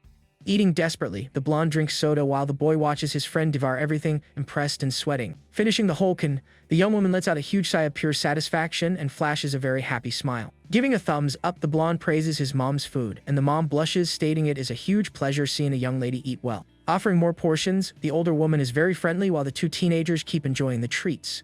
Drinking water, our hero notes his mom's affectionate look toward his friend and concludes the lady liked the little blonde a lot. Suddenly, the visitor slaps the boy's back, telling him to leave, making the student spit out all his drink. Coughing a lot from the sudden scare, the boy tries to understand the reason for the rush and where they were going so fast. Winking one eye, the student smiles confidently, assuring the obvious destination would be a grand visit to his bedroom. Back in the present, the protagonist holds a tray with juice, thinking he was stupid to expect anything normal from her. Opening the room door, the young man announces the cold drinks but lets out a gasp of shock when he sees his friend busy. Sitting in the chair, the girl shows off a romance manga and questions his reading taste, making the young man very awkward. Desperate about the situation, the hero tries to justify in his thoughts that those comic books were only used for reference. Laughing at the situation, the girl says it is a joke and claims she knows the boy prefers action comics. Looking at the books, the blonde points to the cover of The Golden Samurai, wanting to know if he likes that series. Holding the work, the young man smiles, confirming it is his favorite story, and the student cheers, saying she loves it too. Admiring the details, the little blonde realizes they are the rare first editions, while he says he always rereads them. Staring at the comic with affection, the young man praises the fantastic art and the impactful ending, calling the series a masterpiece. With her green eyes shining with immense joy, the student listens to all her friends' excitement about the famous comic. Explaining the details, the boy highly praises the story and confesses he has never met anyone who loved it all too. Letting out a very cute laugh, the light-haired young woman ensures her dad will be extremely happy with all that. Completely shocked, the hero asks for explanations, and the blonde reveals with a smile that her dad is the creator of The Golden Samurai. Widening his eyes a lot, the student mentally screams the legendary author's name, unable to believe his friend was his daughter. Putting the pieces together, the boy starts sweating cold as he notices the young woman's common last name and hair make total sense now. Thinking about the artist's British wife, the young man feels dumb for not noticing such an old cliché right in front of him.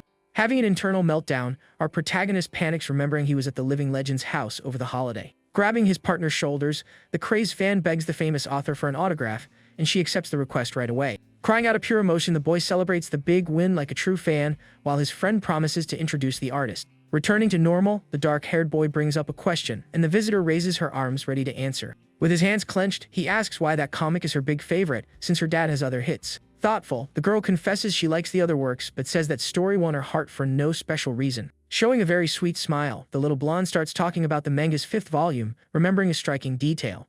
Illustrating the epic scene, the panel shows the main samurai who always chooses to put his dear friends first. Remembering the past, the young woman visualizes our furious hero demanding the thugs get their dirty hands off his friend.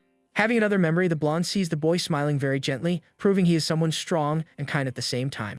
Hugging the book very affectionately, the student closes her eyes in happiness, revealing the character reminded her a lot of her friend. Completely shifting focus, the image shows the school's grand, sunny facade during the busy morning of the next day. Walking down the indoor hallways, the boy stops near the student council room and asks about the long weekend. Staring at the young man very seriously, the student with long dark hair confirms the request, reminding him he promised to help her. Sweating cold, our protagonist remembers a scary teacher while the girl explains about an exchange program. Listening closely, the young man understands his classmate wanted his help to pick out a good welcome gift. Quite excited by her classmate's quick understanding, the student flashes a huge smile and points her finger, confirming exactly that. Sighing tiredly, the young man accepts the invitation and suggests the 29th of the month, thinking he did not have much choice in it all. Celebrating with a red fan, the girl promises not to forgive him if he breaks the promise, and the boy thinks it is all very fast. Dismissed back to the classroom, the student walks away, finding his classmate's sudden good mood a very bizarre thing. Sighing from exhaustion due to his obligations, the young man decides to ask his blonde friend to postpone their date to the 30th. Entering the classroom, the boy is approached by a friend who curiously asks if he has heard the news.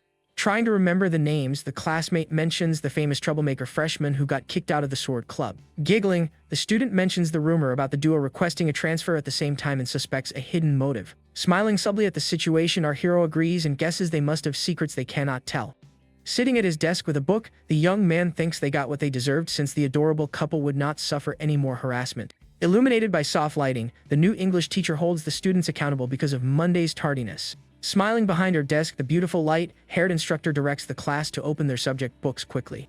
Looking at the erased green chalkboard, the students listen to the educator ask a comparative question about 2 prices. Nudging his blonde friend's shoulders, our hero whispers that the apple on the left was cheaper than the banana. Holding the school materials, the friendly young woman decides to pick a student using the date of the 24th as a reference. Very tense, the boy with that exact list number sweats cold, fearing he will have to answer something very complex. Suddenly, the order shifts to the student sitting right behind him, leaving the former target relieved and the hooded one in pure panic. Reading the text flawlessly, the hero translates the lines of an English tourist asking for strong recommendations for places in the country. Sweating slightly on her face, the teacher stutters a bit and asks the student to answer the question she just formulated. Thoughtful with a hand on his chin, the young man suggests a tourist region very popular among various foreign visitors. Shaking with a completely blank stare, the educator stares at the student while he wonders why she has such a cold attitude. Clapping her hands, the young woman praises the perfection of that answer, making everyone applaud a very embarrassed protagonist. Uncomfortable with the situation, the boy sits down and concludes that the teaching professionals seem to hate asking that exact question. Without looking away, the teacher keeps staring at the boy with pure terror and sweating cold uncontrollably. Waking up from her trance, the instructor shakes her head clumsily and tries to go back to explaining the class material. Staring at the scene with a very sharp and focused look, the boy has his initial intuition confirmed with total success. Writing on the board with slightly trembling hands, the educator proves to our protagonist that she was terrified of him there. Walking through the building's hallways, the big student scares his classmates, who recall the fake mob rumors. Passing by shocked students, the young man admits in his mind that he has never seen people run away like that before. Standing at the door of the teacher's lounge, the hero decides to act as normal as possible to avoid bigger misunderstandings. Looking at the flawless student's excellent reports, the scared teacher swears all those violent details must be lies. Making up paranoid thoughts in her head, the woman gets dizzy, thinking that mob member planned to end her at any moment. Completely terrified, the teacher stares into the void with a dark shadow covering her tense face. Giving an exaggerated bow, our hero smiles bizarrely while saying good afternoon and stating his full name.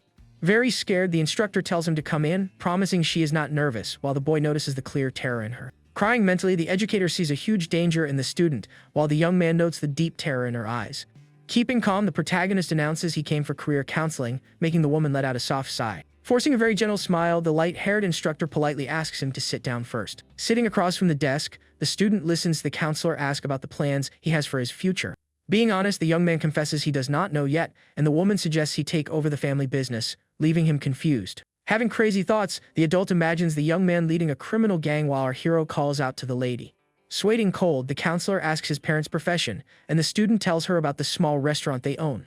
Processing the simple answer, the instructor repeats the restaurant information while the young man asks if there is any mistake. Flashing a beautiful smile, the educator expresses a desire to visit the place, and our hero sighs in relief for clearing up the mistake. Changing the course of the conversation, the woman asks about the student's favorite subject, and he replies he prefers math and science. Suggesting the STEM field, the teacher hears the boy disagree, as he thinks it is dumb to choose a job just because you have a talent. Staring at the boy with wide eyes, the brown-haired woman is quite surprised by the maturity of the answer. Keeping a very serious posture, the protagonist ensures he wants to forge his own path and only do what he wants to do. Agreeing mentally, the instructor sees the boy shudder in disgust, recalling a huge trauma he had with calculus. Sharing a bit of her life, the adult confesses she did not plan on teaching, and the student asks what her old dream was. Giving a shy giggle, the counselor asks him not to laugh at the revelation, and the young listener promises he would not. Clasping her hands very affectionately, the beautiful woman confesses her big career wish was always to work as a voice actress. Recalling her teenage years, the educator describes the moment she fell madly in love with a cartoon on her television. Smiling radiantly, the student back then revealed this strong, dreamy wish, but ended up being discouraged by her old counselor. Showing the old memory, the grumpy school counselor suggests the girl look for a safer and more traditional job. Totally downcast, the poor student accepts the advice as an absolute rule but ends up regretting it back in college. Staring at the colorful poster for a major voice acting event, our college student watches everything from afar, feeling immense pain. Back in the present, the counselor regrets changing her bright future completely because of just a single piece of advice. Smiling again, the woman asks our hero to think very carefully before deciding his destiny from that day on. Quite surprised, the attentive teenager understands that this grand message served as a warning from an older person.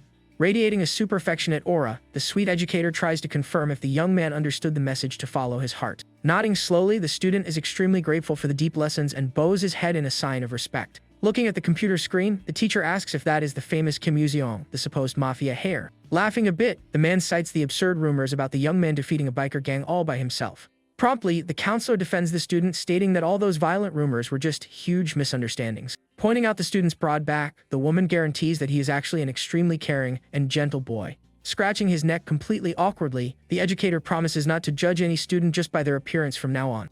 Right after that, the scene changes to a beautiful sunny view of a traditional temple during the Golden Week holiday. Wearing a green jacket, our hero checks his phone and notes that he arrived at the meeting spot way too early. Looking to the side, the young man notices the arrival of a beautiful girl in a purple dress and calls out to the council president. Surprising the boy, the student points her finger in his face, stating with great annoyance that he was late. Keeping a very bossy posture, the young woman with long hair questions if her partner is aware of the current time. Cornering the boy near a red pillar, the student keeps scolding him badly while he sweats cold without really understanding. Checking the glowing screen, the hero notices it is 10 minutes early, but the boss demands he wait half an hour early for a lady. Sighing, the protagonist apologizes and the girl decides to let it go this time, demanding a small favor in return. Pointing to a traditional shop straight ahead, the demanding president orders him to buy a very cold green ice cream. Indignant at the order, the young man questions why it falls on him, while the friend shows a vein of anger popping on her forehead. Suddenly, a huge red visual effect takes over the screen, indicating that a solid smack on the head just happened. With a large bandage on his head, the young man buys the treat at the counter while the girl smiles victoriously holding her cone. Walking together, the student savors the dessert with her eyes closed from so much joy, and the young man is glad she likes it. Noticing they are just walking around aimlessly, the boy asks about the exchange student's gift, leaving the boss in shock.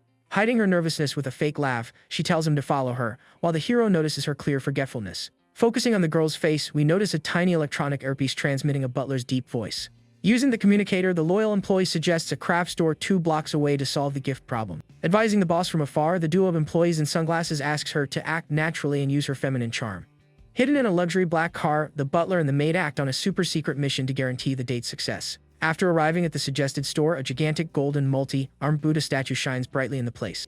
Joking about the situation, the boy suggests getting the bizarre sculpture, and an elderly seller praises the teenager's sharp eye. Proud of his own taste, the old man shows other items, and our protagonist panics upon seeing $1 million price tag. Giving a friendly laugh, the old man celebrates the rare pieces, but the young man notices his partner frozen like a statue. Chatting with the seller, the girl trembles holding the red fan and confesses to feeling a terrible chill out of nowhere. Quickly covering her mouth, the president whispers angrily, asking her spy maid to lower her voice in the earpiece. Through the radio, the spy warns that the boss was on a romantic date and not on a sightseeing tour of local temples. Looking at his cell phone device, the boy in the green jacket remains distracted while his partner watches him from afar. Totally annoyed by the scolding, the student understands that the main rule of a date is not leaving your partner bored. Suddenly, the young man puts his phone away and grabs the girl's arm, revealing he completely forgot a detail. Pulling his friend, the hero tells her about an urgent matter while the old man laments losing out on his valuable collection of pieces. Walking down the paved streets, the young man questions if his walking companion was feeling completely well. Showing a lot of concern, the protagonist touches her back, leaving the student council leader totally surprised. Quickly, the young woman plays it off with a fan, ensuring she is great, and suggests the next destination to the confused boy. Like a good guide, the secret employee directs the couple to look for traditional clothes in a specific store in the area. Standing before a window display with wooden mannequins, the young man suggests they go inside that elegant clothing shop. Showing a dark garment, the store clerk guarantees the foreign student would absolutely love that type of clothing. With a hand on his chin, the student evaluates the outfit calmly and decides to ask the student council leader's opinion.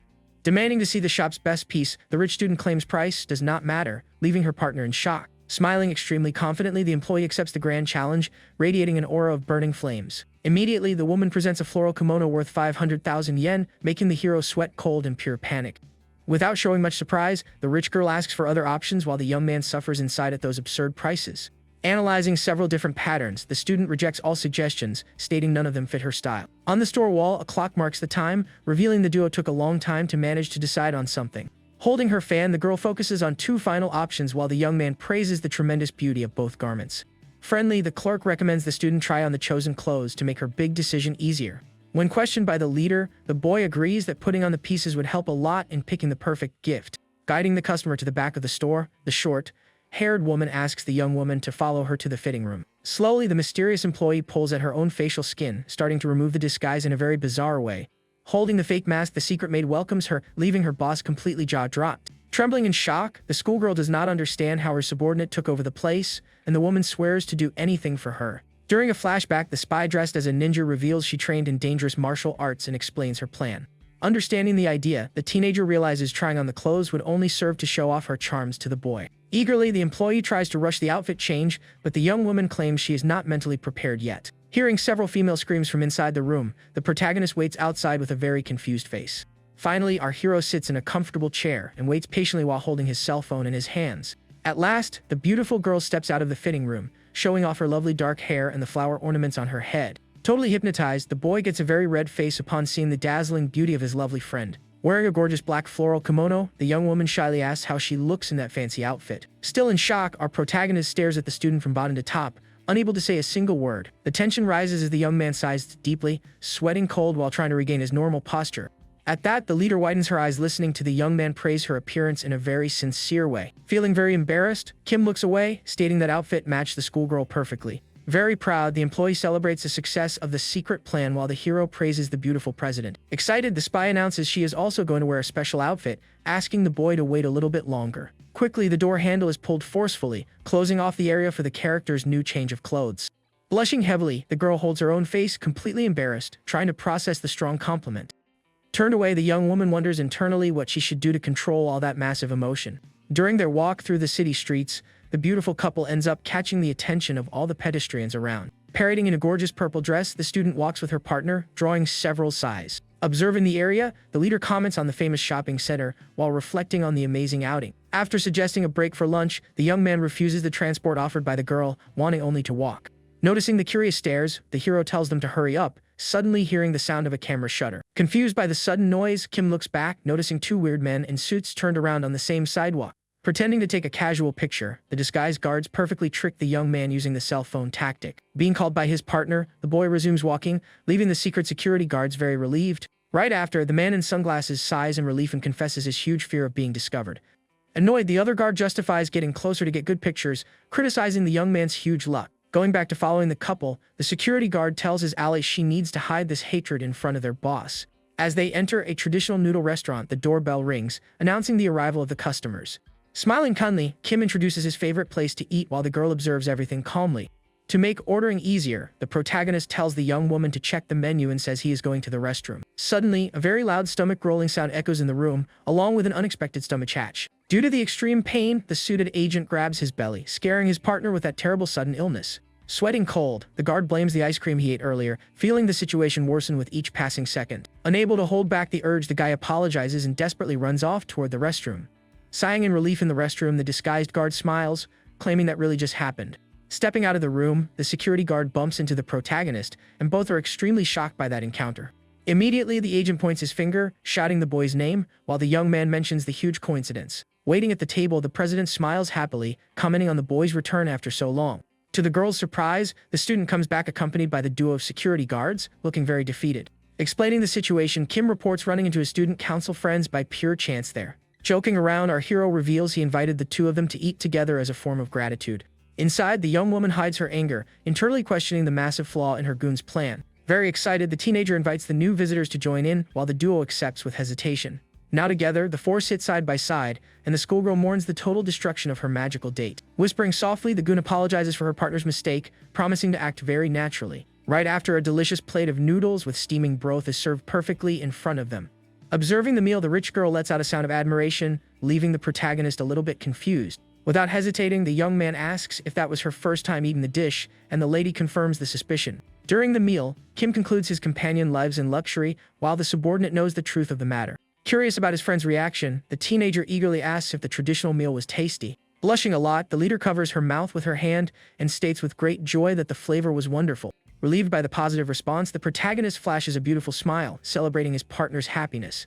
Offering to pay the bill, the young man listens to the lady's cute refusal, and the security guard fights for the leftover food there. A short time later, the excited group of friends decides to visit a very large arcade in the city. Try to catch a stuffed bunny, the machine fails miserably, dropping the prize into the back of the box. Upset by the failure, the girl mourns the loss while her loyal employee promises to capture the toy. At that, a bright fighting game screen shows the virtual avatars trading many powerful blows. Playing an intense match, the bespectacled agent celebrates his big win, mocking the poor opponent. Totally possessed by fury, the hero glares at the screen, promising to crush the rival for mocking his great people. Quite arrogant, the villain smiles evilly, planning to make that foolish boy pay dearly for his audacity.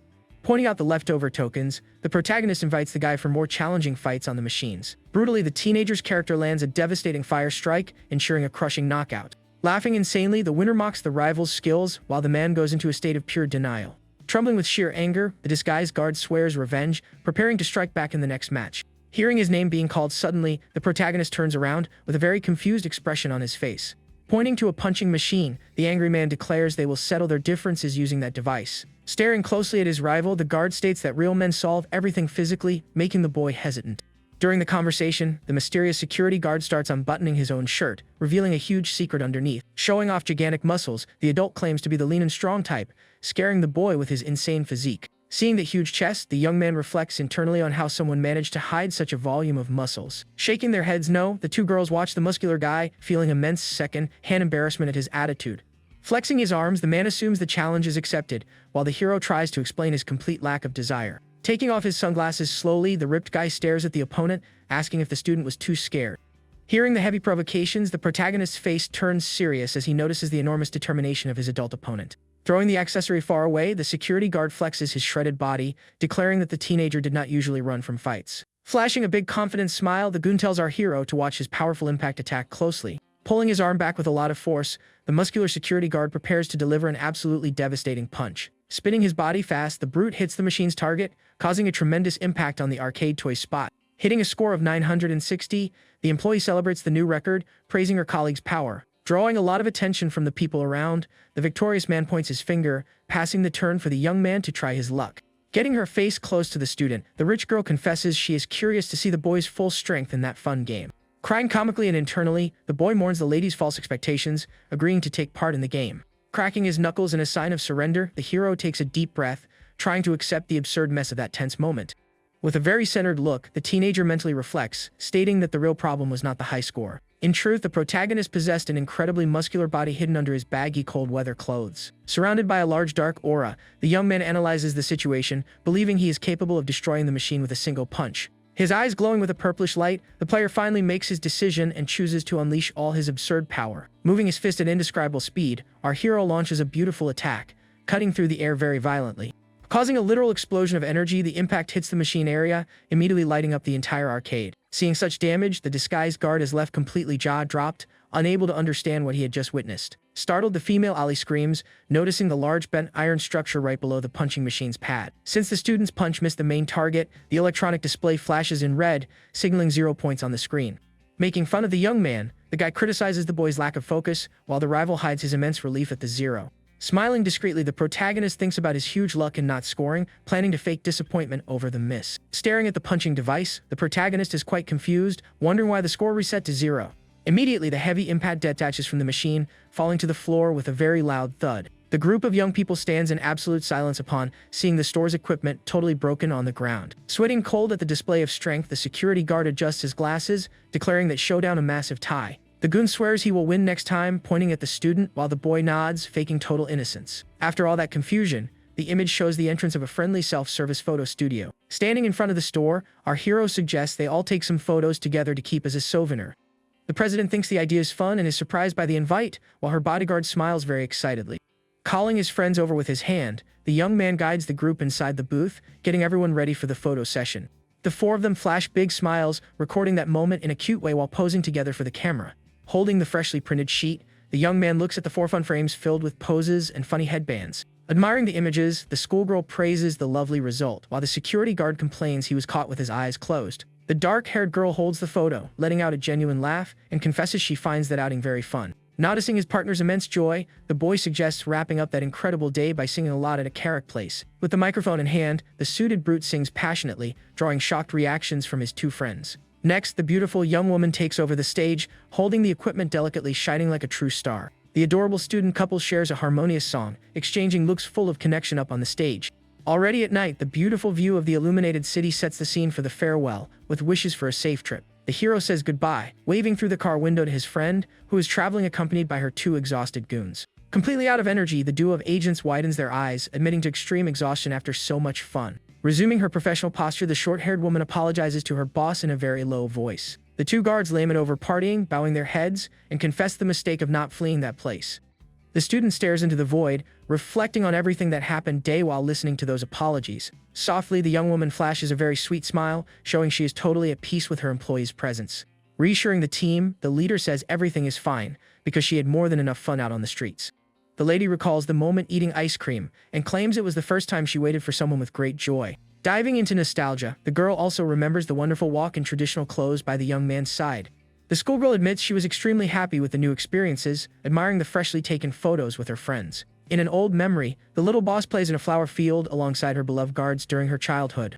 The beautiful teenager thanks her subordinates for always being by her side in life, giving an affectionate smile. Thanking them sincerely, the beautiful girl bows her head, expressing deep gratitude to her traveling companions. Moved by her words, the duo of guards cries silently, hearing that lovely declaration from their boss. Crying out of pure happiness, the 2 security guards hold the girl's hands, promising absolute loyalty for life. Smiling sweetly, the schoolgirl ensures new future opportunities, and her guard promises to help out appropriately. Speeding through the night, the van travels swiftly while the employees swear to make the next date a success. The next day, a mysterious man with tied-up hair focuses completely on his work, drawing on a digital tablet. Suddenly opening the door, a beautiful blonde girl walks into the workspace, calling out to her dad affectionately. Excitedly, the young woman brings up her great friend's visit, and the artist confirms he is very much aware of that fact. With a very gentle smile on his face, the older man confesses he is quite anxious for that highly anticipated moment. Holding his pen, the adult mentions his daughter's massive excitement about the student named Kim Yuziang. Fulfilling the big promise, our protagonist finally goes to visit his friend's residence on the second day off. Arriving at the place, the boy in the school uniform sweats cold, showing a huge look of surprise on his face. Bowing his body in a sign of great respect, the hero greets the veteran artist, receiving a nice compliment from him. Completely fascinated, the young man stares at the illustrator, feeling the weight of standing before a living manga legend. During a creative vision, the dad's face glows brightly, as if he were a powerful and absolute god of art. Being very welcoming, the host invites the boy inside, warning him about his wife's gigantic excitement.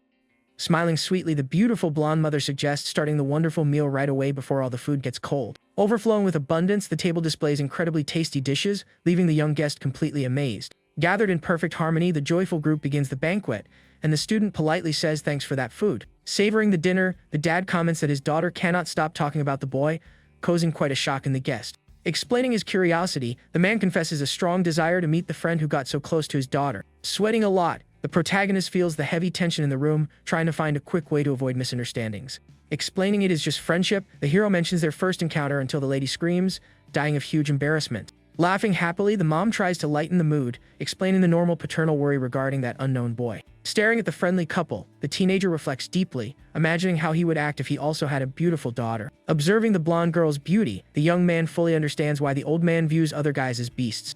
Complaining about the remarks, the student tries to scold her own family for saying very weird things at the table. Slowly turning her face, the blonde seeks her partner's support while he remains in absolute intense silence. Quickly looking away, the teenager tries to play off his strange sudden reaction, generating doubts in the hostess. Totally flushed, the student loses her patience, yelling at everyone, while the protagonist asks her to please calm down. Watching the young folks, the dad smiles commenting on the girl's growth, while the mom agrees nostalgically. With a very affectionate look, the illustrator confesses he imagined his little girl being a child forever and ever. During a very cute flashback, the little girl runs excitedly holding a stuffed bunny, wanting to talk to her dad. Holding the man's hands, the little child states with great certainty that she wants to marry him when she finally grows up. Back in the present, the family man stares at our protagonist, mentioning the young man's great admiration for his work. Totally surprised, the young man accepts the author's invite to visit his creative studio right after the good meal. Hugging a paper bag, the student dreams of an autograph, while the blonde thinks he is falling into a trap. Walking through the big house's hallways, the teenager reaffirms his immense respect for the legendary manga artist. Happily opening the bedroom door, the student shows off her beautiful personal room full of cute trinkets and books. Noticing the many shelves, the boy compares the room to a library, hearing the girl brag about that reaction. Smiling friendly, the blonde asks the teenager to wait there a bit, wanting to fetch some teas and snacks. Closing the door, the student peeks, warning her friend not to touch anything if he didn't want to see her get quite furious. Sitting quietly on the floor, the hero looks around, finding the experience of visiting a girl's bedroom very weird. Quickly, the student grabs his cell phone, deciding to play a match to kill time and stop overthinking. Suddenly, the lady peeks through the door, greeting the boy, who gets quite startled by that intrusion. Calling the woman formally, the student hears her request to use only her first name to avoid seeming old. Putting his device away, the protagonist asks the reason for her visit, hearing the mom offer secrets about her daughter's past. Holding a huge photo album, the lady winks excitedly to show the girl's growth record. Pointing at the pages, the woman shows the baby, while the boy feels tense about his best friend's privacy. Seeing a curious picture, the teenager widens his eyes, amazed by the photo showing the girl at a comic convention. Looking at the notebook together, the matriarch confesses she made costumes, and the boy notes the family's strong nerd heritage. Smiling a lot, the blonde finds the lady's greatest dark relic, leaving the young man confused by that new discovery. Displaying a very gothic look, the photo depicts the student striking dark poses wearing gloomy character outfits. Suddenly, the young blonde yells her mom's name, turning absurdly pale upon realizing her worst secret leaked. Shaking from head to toe, the student asks if her partner managed to see the pictures, getting the painful confirmation. Letting out a shrill scream of pure despair, the girl cries her eyes out under the judging and sweaty gaze of our protagonist. Grabbing the boy's shoulder, the blonde argues she no longer wears those costumes, blaming her past delusions. Laughing at the mess, the mom closes the door wishing the two fun, while the girl demands not to be interrupted anymore.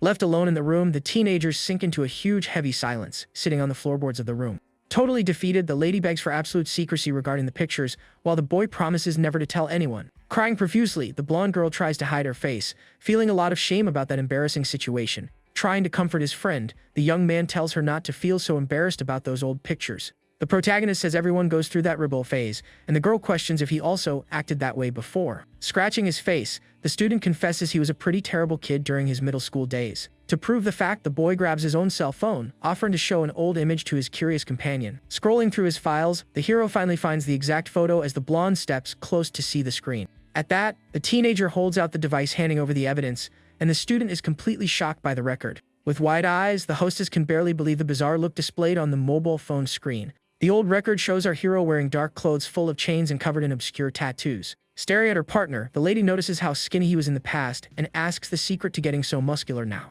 Smiling friendly, the boy justifies he started training hard because he considered himself very weak as a teenager. Joking about the situation, the blonde regrets not meeting him sooner, and the young man asks if she prefers his old version. Immediately, the girl says no, stating she intensely likes her friend exactly the way he is in the present moment. Realizing the romantic weight of those words, the student covers her mouth with her hands, feeling her face burn with embarrassment. With a serene and very calm look, the protagonist calls his companion's name, noticing all her nervousness. Totally paralyzed, the little blonde listens to her own heartbeat as the teenager steps in very close. Breaking the romantic mood, the girl screams, claiming she sees her partner only as a great and wonderful friend. Feeling the sting of rejection, the hero smiles nervously, agreeing with the strong declaration of friendship. Sweating cold, the duo forces a long, uncomfortable laugh, trying to ignore the huge tension formed in that room. Regaining his composure, the boy gets the hostess's attention once more, and she responds, keeping her face reddened. Showing deep gratitude, the student says thanks for the nice invite, celebrating the autograph he got from the legendary author. Touched by his words, the girl swears to keep that day in her memory forever, remembering her partner's daily help. Flashing a wonderful smile, the protagonist offers to return the huge favor, inviting his classmate for future visits. Sitting side by side, the duo goes back to sharing a very friendly vibe, promising to repeat the fun outing. Later, the beautiful orange sky signals the evening outside, marking the ideal moment for the painful goodbye. Holding the gift bag, the teenager says he needs to leave so he can manage to eat dinner at his own home. Curious, the boy recalls his friend's upcoming family trip, asking the destination, and the blonde reveals they are going to Hawaii. Taking up the sidewalk, the hero wishes her a great trip, warning her to use sunscreen over the next few days. Changing his expression, the young man adopts a very protective tone, promising to go save the girl if anything went wrong. Thinking about the huge distance, the boy imagines his own muscular body fiercely swimming through the big blue ocean. Laughing at the situation, the girl plans to buy a ticket with her savings, and her friend praises the sensible idea. Waving happily, the blonde says goodbye until the school day, while our hero agrees with a smile. Walking alone, the student keeps the beautiful smile on his face, remembering the promise to see his friend again. During a flashback, the young man discovers he lives very close to his companion, being just 2 stops away. Sitting on a bench, the two share a tasty snack, and the teenager thanks her for the big compliments to his mom. Reading books side by side, the little blonde recognizes the boy's huge effort in helping the other student all day. With her face slightly flushed, the lady sees the boy as someone good, recalling the moment she was protected. Wearing a hooded jacket, the hero asks the little girl to endure the chaos a bit longer, and she agrees shyly. Racing against time, the young man holds his companion's hand very firmly so they do not miss the time. Back in the present, the student stares at her dear adventuring partner's face, feeling her heart beat strong. Soon, the 5th day of the long holiday begins, showing the beautiful buildings of the famous shopping district. Walking down the busy street, the protagonist holds his phone and says he bought all the magazines he needed. Looking up, the young man thinks serenely that it would be a great idea to find something good to eat. Taking calm steps, the teenager considers visiting his traditional noodle restaurant to cure his hunger. Suddenly, a blue-haired girl appears running and screams desperately, asking everyone to get out of her way. Taking a huge leap, the girl in a beret flies right over our hero's head, causing a big surprise. Hearing a weird sound, the young man does not understand anything as a piece of fabric flies rapidly toward him. Hitting the boy's face dead on, the piece of clothing leaves him completely confused by that bizarre event. Bleeding from his nose, the student reflects on the irony, wondering if that would be the logic of unreal comedies. Shaking his head, the hero snaps out of his absurd thoughts and holds the girl protectively in his arms. Annoyed by the young woman's ungrateful attitude, the teenager asks for a fair explanation after saving that lady's life. At that, a group of men dressed in suits runs down the street calling the girl's name and scaring the beautiful couple. With no time to talk, the blue-haired girl forcefully pulls the protagonist's hand, begging for quick help. Being dragged, the boy points out that the path she chose is a dead end, leaving the newbie very desperate. Taking charge of the escape, the student pulls his companion, ordering her to follow his lead safely. Quickly, the duo spots the traditional Japanese noodle restaurant, walking into the place like good customers. Crouched near the window, the two hide perfectly while the thugs run straight past on the street. Peeking over the table, the runaway young woman scopes out the outside area, verifying the scary rivals pass by. Sighing in deep relief, our hero gets up from the floor, finally able to relax his tired body. Staring at the newbie with a dark look, the boy says thanks for the irony and demands to know the real reason for the chase. Sitting at the table, the girl introduces herself as Sasha and asks the name of the boy, who promptly answers he is Kim Yuseong. Surprised by his origin, the girl asks if the hero might just be a tourist wandering around the huge foreign city. Completely annoyed, the protagonist demands to know the details of the chase while the young woman tries to change the subject.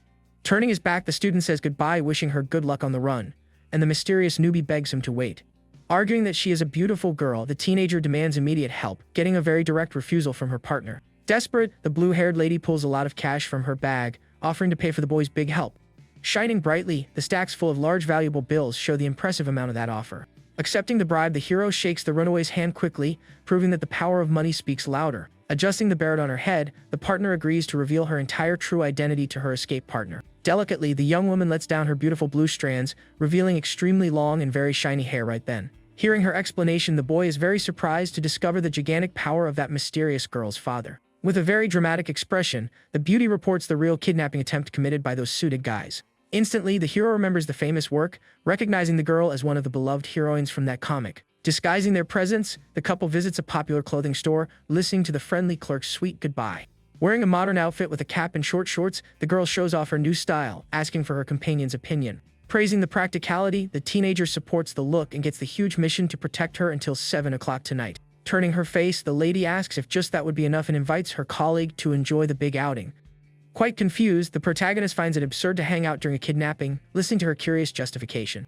Arguing about her disguise, the runaway convinces the bodyguard, keeping her beautiful foreign name a secret. Smiling slightly, the gorgeous foreign girl exudes all her brilliant charisma as a highly acclaimed heroine. Reflecting deeply, the student understands the shift from the original script, imagining the reason for that rare encounter. Pulling his partner to run again, our hero wonders if that moment preceded the very famous work. Deciding to help, the boy ignores the plot barriers, taking on the huge responsibility of protecting the damsel. In a quick flashback, the boy's tense face showed total disgust for the lady's huge bribe offer.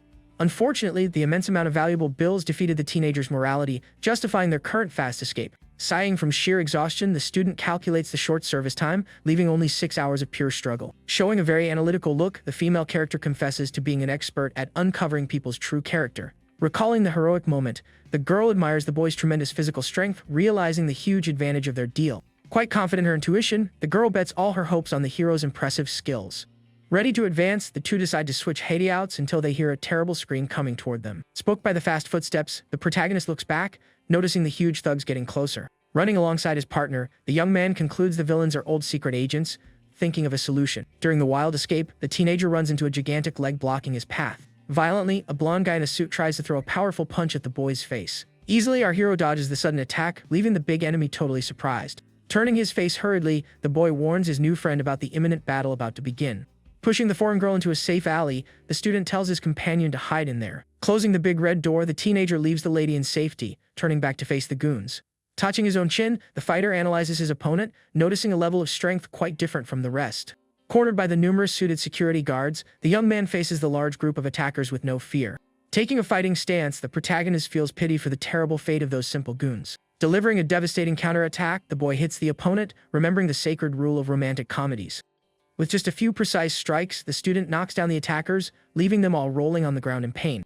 Confident with the easy win, the teenager keeps his guard up, ordering the retreat of all the remaining rivals. Unexpectedly, a bald man appears and hits our hero's body with a very powerful impact. Suffering from the force of the blow, the boy groans in pain, outraged by that incredibly fast approach. Adjusting his suit sleeves, the imposing captain shows off his intimidating stance before the high schooler. Staring the boy down from top to bottom, the big commander mocks the courage of that meddling kid. Analyzing the powerful adversary, the student tries to figure out if the enemy also had some unreal advantage. Surrounded by a large flaming aura, the brute confirms he got a very absurd strength bonus.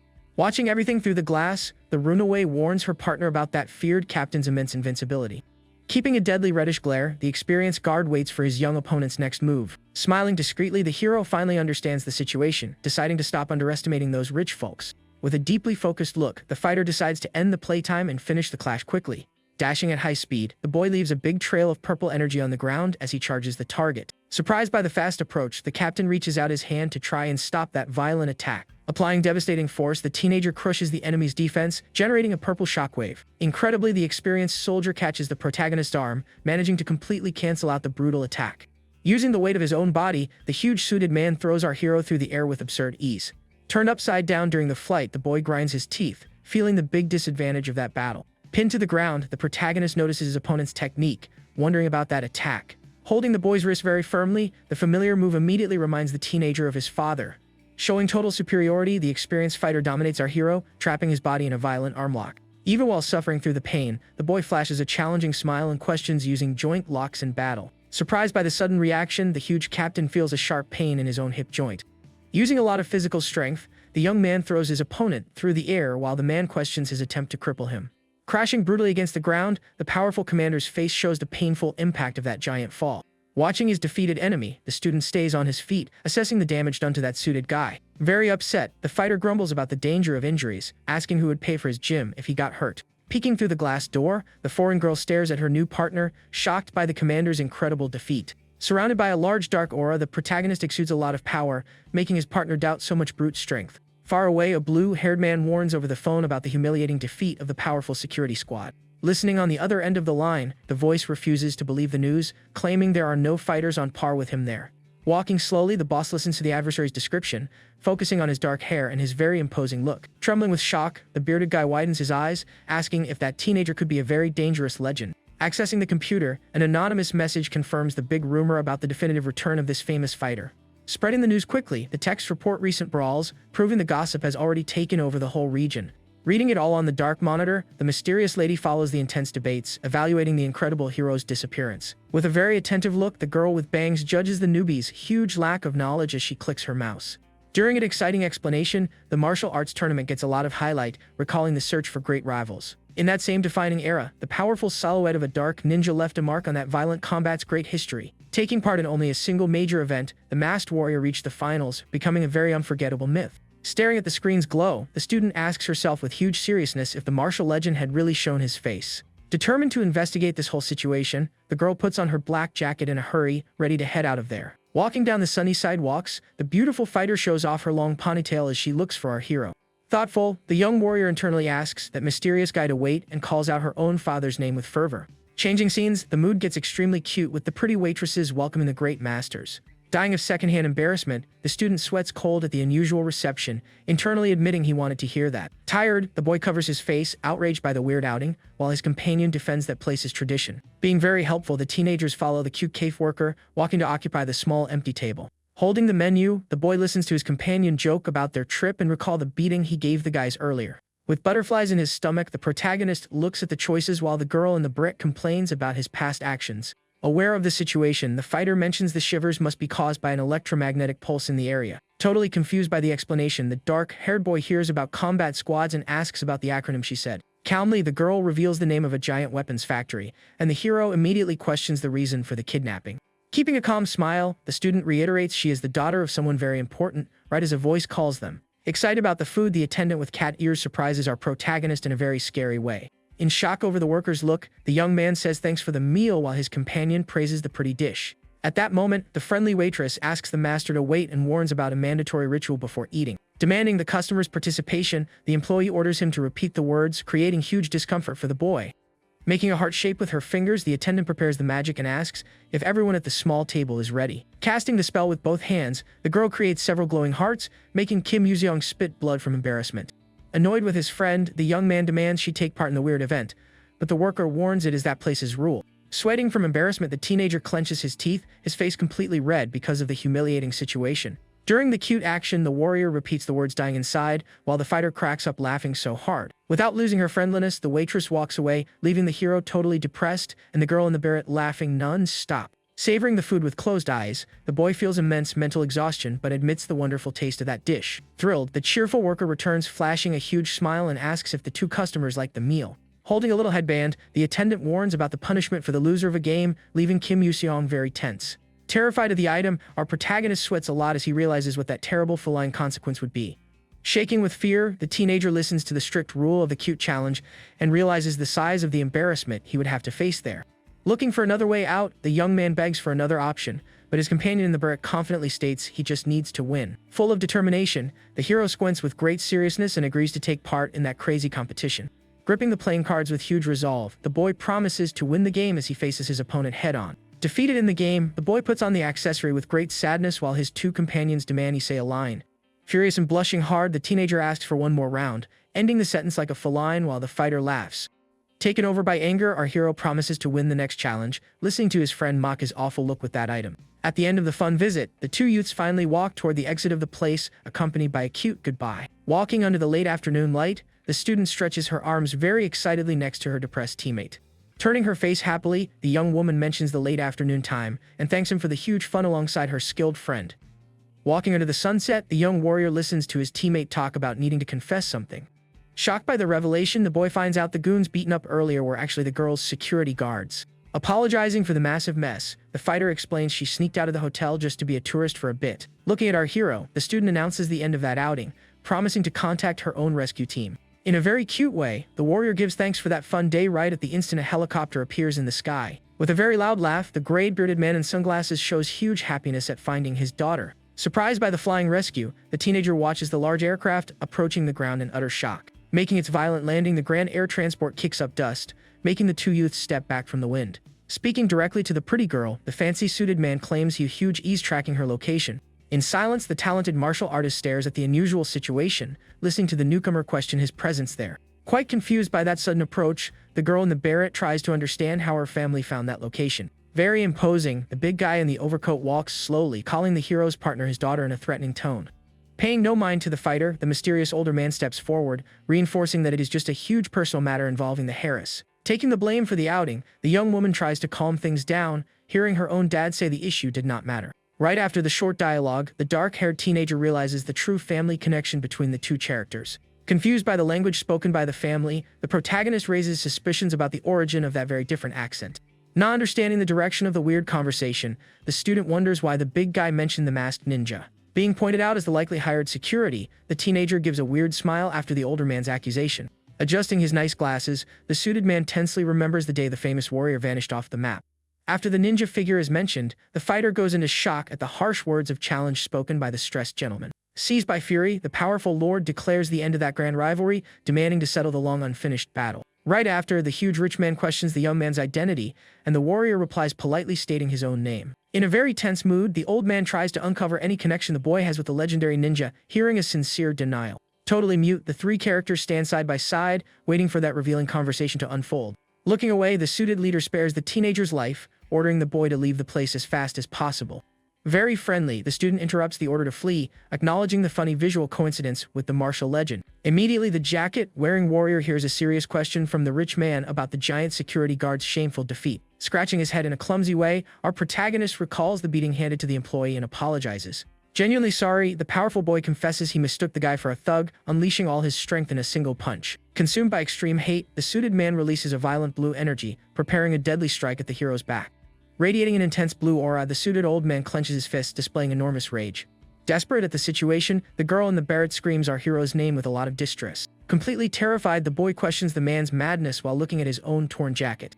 Keeping a sinister smile, the rich man finds it all very interesting and demands to see the boy's strength too. Furious about the cheap shot, the student extends his arm, deeply mourning the fall of his brand new manga. Crying buckets of sadness, the protagonist promises not to forgive the offense against his precious magazine. Fueled by pure anger, the warrior charges rapidly toward the dangerous bluish opponent. Surprised by the great speed, the suited big guy blocks an incredible sequence of heavy punches.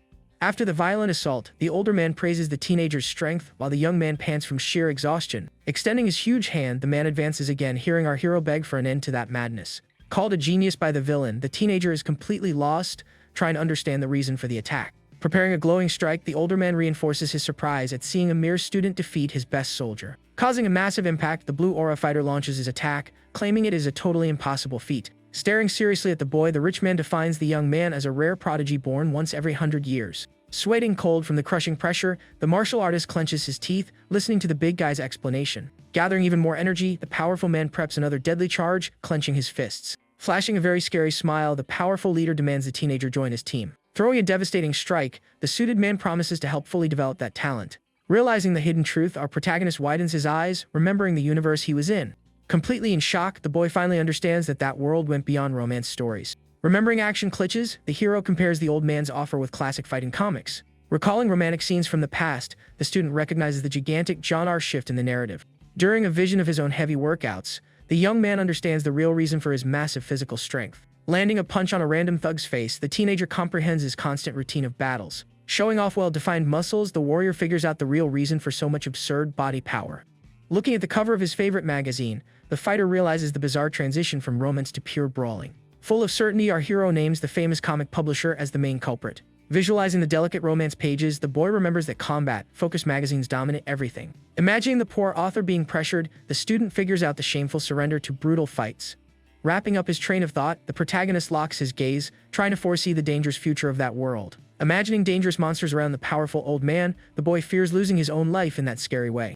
Prepping a new attack with the blue aura, the rich man in the suit waits for an answer about the large company sponsorship. Smiling in a very frightening way, the big man promises to cover all the students' expenses and offer absolutely everything. Staring the strong opponent face to face, our hero smiles confidently, remembering the classic rules of grand battles. In the teenager's mind, powerful fighters like him always end up defeated by the work's main protagonist. Concluding his own thought process, the clever warrior understands the huge advantage of becoming close friends with the grand champion. Taking a deep breath to maintain focus, the skilled boy makes a major decision in front of that bulky rich man. Yelling with total indignation, the student questions why the big guy is so extreme about absolutely everything there. Without hesitating for a single second, the old man charges fast, landing a powerful blue blow on the young hero's shoulder. Spitting a little blood, our protagonist suffers a lot from the damage and realizes the clear, fatal intent of the attack. Launching another deadly charge, the dangerous villain cuts through the air as the teenager remembers his friendship with the young classmate. During the exchange of blows, the talented warrior finds a huge perfect opening, prepping a strong bare-handed strike. Slightly surprised by the counterattack, the muscular lord feels the scratch on his own face, keeping his eyes wide open. Right after the unexpected hit, the teenager widens his eyes, noting the terrible move he made out of mere pure instinct. Ignoring the shallow wound, the blue aura man swings his arm fast, gathering even more power in the palm of his huge hand. Holding the boy's two wrists very firmly, the suited leader paralyzes the poor student to give him a piece of advice. Cracking the bones of his left wrist, the monstrous rich man preps a lethal punch, teaching the correct way to strike. With his eyes twinkling in pure darkness, the huge attacker tells the boy to put all his strength into the blow without any mercy. Thanks to his great instinctive reflexes, our hero dodges the heavy punch using his right hand in a very tense move. Missing the main target, the powerful old man easily destroys the whole scenery behind the boy, lifting several rocks. Falling to his knees on the ground, the young fighter pants heavily from sheer physical exhaustion while trying to catch his breath. Sweating cold from his near death, the boy holds his neck in relief, internally giving thanks for managing to push the attack away. Remembering the absurd luminous strength from moments ago, the teenager wonders about the origin of such magical power. Showing off a huge satisfied smile, the gray-bearded man says the dreaded name of that brutal technique out loud. Completely shocked by the harsh words, the poor student asks for a confirmation of the bizarre info stated earlier. Gathering a lot of mystical energy through his whole body, the burly fighter reveals he uses a secret ancient martial art. Charging at the boy, the violent man unleashes countless glowing blue strikes in an intense hand-to-hand combat. Defending against the flurry of punches with tremendous difficulty, the boy takes a severe beating, confessing he cannot see a thing. Dying of worry about the imminent danger, the young fighter pleads for mercy, asking her old dad to stop fighting. Yelling harsh orders, the big leader tells his own daughter to back off, promising to take the boy away from there no matter what. Wiping the sweat from his face, the boy in the black jacket takes a very determined fighting stance to face the old man. Showing off a huge smile, the dangerous older man offers to teach all his secret techniques to spare the boy's life. Radiating immense blue energy, the suited big guy affirms the boy's innate talent, offering him a lot of power. Quite annoyed by the absurd proposal, the young hero mocks the man, noticing the complete madness of that unreal situation. Lowering his face slowly, our dark-haired protagonist refuses the offer, citing he has more important things. Remembering his great friends from school, the skilled fighter guarantees he has no reason to throw all those people away. Dashing swiftly against the blue aura big guy, the talented student refuses the weird alliance proposal with huge fury. Staring calmly at the boy, the powerful gray-haired lord praises the enemy's beautiful conviction during the sudden attack. During the intense exchange of blows, the experienced rich man catches the teenager's glowing punch using just one of his huge hands. Totally in shock at the brutal combat, the girl in the beret hears her own dad promise to crush his opponent beneath his feet. Delivering an absurdly fast strike, the merciless villain hits the protagonist's chest, creating a loud luminous boom. Spitting blood through the air, our hero takes immense damage, getting thrown far away by the suited opponent's brutal brute force. Sliding across the asphalt after the harsh impact, the young fighter tries to regain his stance as the enemy charges again. Panting in pain from the injury, the boy closes one eye trying to take a deep breath after taking the hard charge to his own chest. Granting no moment of rest, the grand leader attacks from the top down, catching the injured martial artist by surprise. Landing another very heavy blow, the blue, bearded man throws the teenager to the ground with impressive speed. Retaking a superior posture, the powerful older man preps his fist filled with mystical energy, displaying his gigantic full strength. Completely terrified by the difference in levels, the boy grips his own clothes, feeling despair hit his battered mind. Moving his body at an absurd speed, the experienced fighter strikes the young man's back with a grand explosion of light.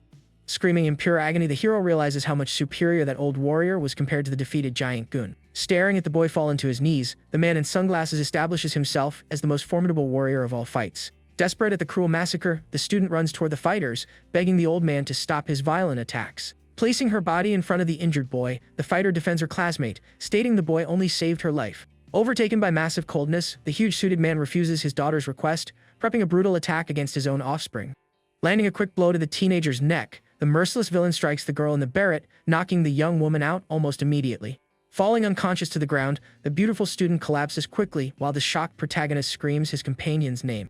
Outraged by the rich man's cruel act, the injured warrior condemns the cowardice of hurting his own relative over fights. Slowly getting up from the ground, the teenager in the black jacket holds his wounded arm, showing pure deadly hate in his eyes. Showing no emotion, the suited gentleman tells the boy to shut his mouth, promising to finish the combat once and for all. Releasing a colossal amount of blue power, the formidable leader executes the final blow aimed at destroying the young warrior. Taking a devastating punch from the huge suited man, the boy in the jacket grits his teeth trying to withstand the brutal impact. Surprised mid-attack, the experienced gray-haired leader looks away quickly upon noticing something coming his way. Hitting the ground with quite some force, 3 small ninja blades stick into the earth, creating bright sparks around them. Stopping the fight immediately, the powerful older man asks about the origin of those weapons while the injured hero breathes heavily. Analyzing the shape of the weapons stuck in the ground, the rich man deduces they belong to the famous legendary ninja mentioned earlier. Cutting through the wind fast, a sharp projectile grazes the big guy's face, causing a huge shock to the grand villain. Arriving by surprise, an age-old woman with a ponytail flies past the old man, preparing a strike with the dark blade in her hands. Landing firmly near the protagonist, the mysterious woman defends the boy, putting the blue aura-suited man on alert. Staring at the back of his savior, the teenager recognizes the female figure with a lot of relief in the middle of that tense battle. Revealing herself as the grand acting leader of the ninja clan, the brave veteran introduces herself, causing huge amazement for the wounded warrior. Closing one eye in pain, the injured student tries to understand why his experienced friend is in that dangerous place. Keeping a stern expression, the older man resumes the conversation, mentioning the name of the martial legend everyone was still looking for. With a very serious face, the ninja reveals she is the heir of that warrior who vanished 10 years ago, leaving no trace behind. Hearing the shocking revelation, the big guy confesses he only heard small rumors about that obscure family lineage. Holding the small weapon firmly, the skilled veteran hears the villain confirm the legend about the existence of an heiress. Placing a small glowing pill into the teenager's hands, the warrior tells the hero to swallow the mysterious item quickly. Glowing with a golden hue, the secret family medicine promises to awaken a huge dormant power inside the boy's body. Releasing the violent blue aura again, the experienced rich man warns he does not intend to watch the young doe's plans quietly. Demanding a lot of haste, the brave ninja leader tells the boy to consume the pill, promising to hold the monster off for the necessary time. Putting the golden ball into his mouth, the teenager trusts his ally, just hoping that tiny medicine will not be fatal. Swallowing the powerful medicine, the protagonist goes into a state of pure shock as he feels a grand force waking up inside. Feeling immense heat take over his whole system, the warrior panics at the absurd level of that hot energy. Closing his eyes and screaming in agony, our hero starts catching fire, drawing the scared look of the girl in the biret in the background.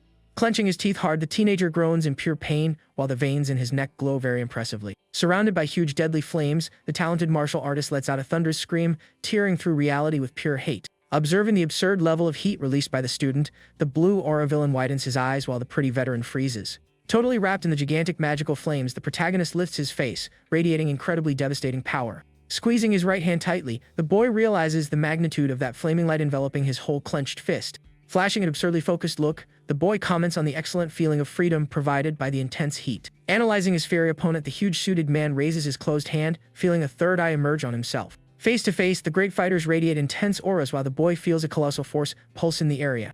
Observing the boy's strong glow, the ninja is shocked, noticing an amount of energy much greater than she expected. With a very serious expression, the veteran reflects tensely, as the incredible effect of that pill lasts only 5 minutes. With an intrigued smile, the blue aura rich man stares at the phenomenon, praising that mystical oriental power with fascination. Surprised by the small pill generating so much force, the dangerous suited man warns he is absolutely certain about one thing. Overtaken by pure fury, the hero counters his words, calling the opponent a cruel villain for attacking his own descendant. Finding the accusation very funny, the bearded gentleman flashes a make-up or smile as he gets ready for the heavy clash. Letting out a very loud laugh, the big guy mocks the situation while the strong teenager stands ready. Pointing his finger arrogantly, the older man demands the young man's attention and calls his spoken words mere weak excuses. Pulling her sharp weapon, the ninja gets ready to help, listening to the rich man dictate rules about the strong dominating the weak. Clenching his fists with extreme will, the protagonist charges full force after receiving the villain's big final challenge. Accepting the combat, the huge older man summons a blue aura shaped like a furious glowing tiger on his own back. Wasting no time, the monstrous villain throws an incredibly fast punch, cutting the wind toward the young boy. Clashing head-on against the oppressive power, the student suffers the massive impact, acknowledging that old man's brute strength. During the intense collision of magic, the gray-haired big guy lets out an arrogant smile exuding confidence in victory. Blocking the strike, the boy focuses intensely on the fight and celebrates the fact that he can finally see the attacks. Using his new perception, the hero swiftly dodges a crazy sequence of absurd moves from the grand adversary. Perplexed by the dodge, the rich man attacks with even more anger, while the boy gets hyped for predicting the hand's direction. Finding a valuable open in his opponent's guard, the talented fighter locks his gaze, timing the exact moment. Throwing a heavy uppercut from below, the determined protagonist counters using all his body's energy. Causing an absurd flash, the fire-covered blow hits the older man dead on, catching the great lord totally by surprise. Being dragged by the teenager's massive brute force, the villain slides his shoes across the floor, feeling the entire impact. Sweating cold about the situation, the suited leader resents the awful prospect of being pressured by a brat's punches. Charging forward, the focused boy jumps, throwing another explosive strike aiming to keep up the intense pressure in the fight. Crossing his arm in the air, the old man defends himself, noting the clear increase in precision of that mere boy's heart attacks. Cornered by the hero's fast moves, the big guy deduces the use of the pill but refuses to accept that scenario. Summoning a huge glowing majestic griffin, the proud fighter rejects the idea of losing and unleashes a deadly power. Yelling with total indignation, the gray, bearded leader throws his fist back, getting ready for an ultimate hit. Putting pure anger into the attack, the huge rich man tells the boy to disappear from there, causing a massive blue flash in the place. Staring at the lethal glow drawing near, the attentive hero locks his gaze, ready to counter the lord's powerful strike. Throwing his punch with all his might, the young man intercepts the enemy's attack in an extremely powerful impact.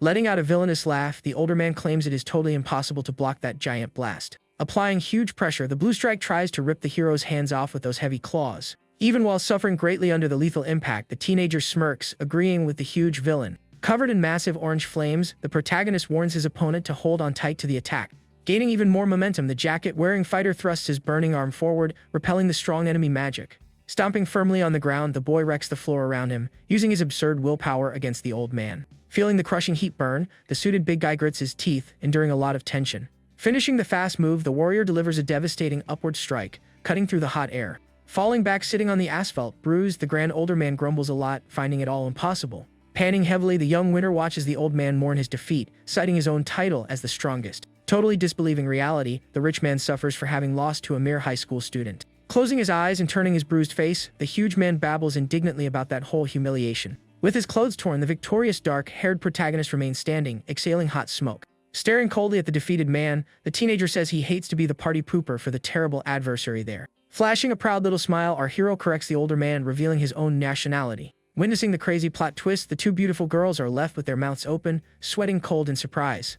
Mentally celebrating the miraculous triumph, the girl in the barrett recognizes her classmate's brilliant victory. Defeated on the ground, the ultimate fist leader ends up totally passed out, marking the fall of the big boss. Shocked by his power, the ninja warrior praises her companion's amazing performance in finding openings. Sweating profusely, the boy in the white shirt wipes the corner of his mouth, exhausted upon hearing the incredulous remarks. Running hurriedly, the rich man's daughter approaches the hero, asking about the champion's physical condition. Apologizing for beating up her dad, the teenager regrets the crazy mess he ended up in out of nowhere. Changing the subject, the injured fighter tells his partner he would handle the rest, asking her to flee. Quite understanding, the pretty student says she knows her relative's stubbornness, recommending everyone leave. Suddenly, the brave warrior's exhausted body collapses forward, scaring the two beautiful partners.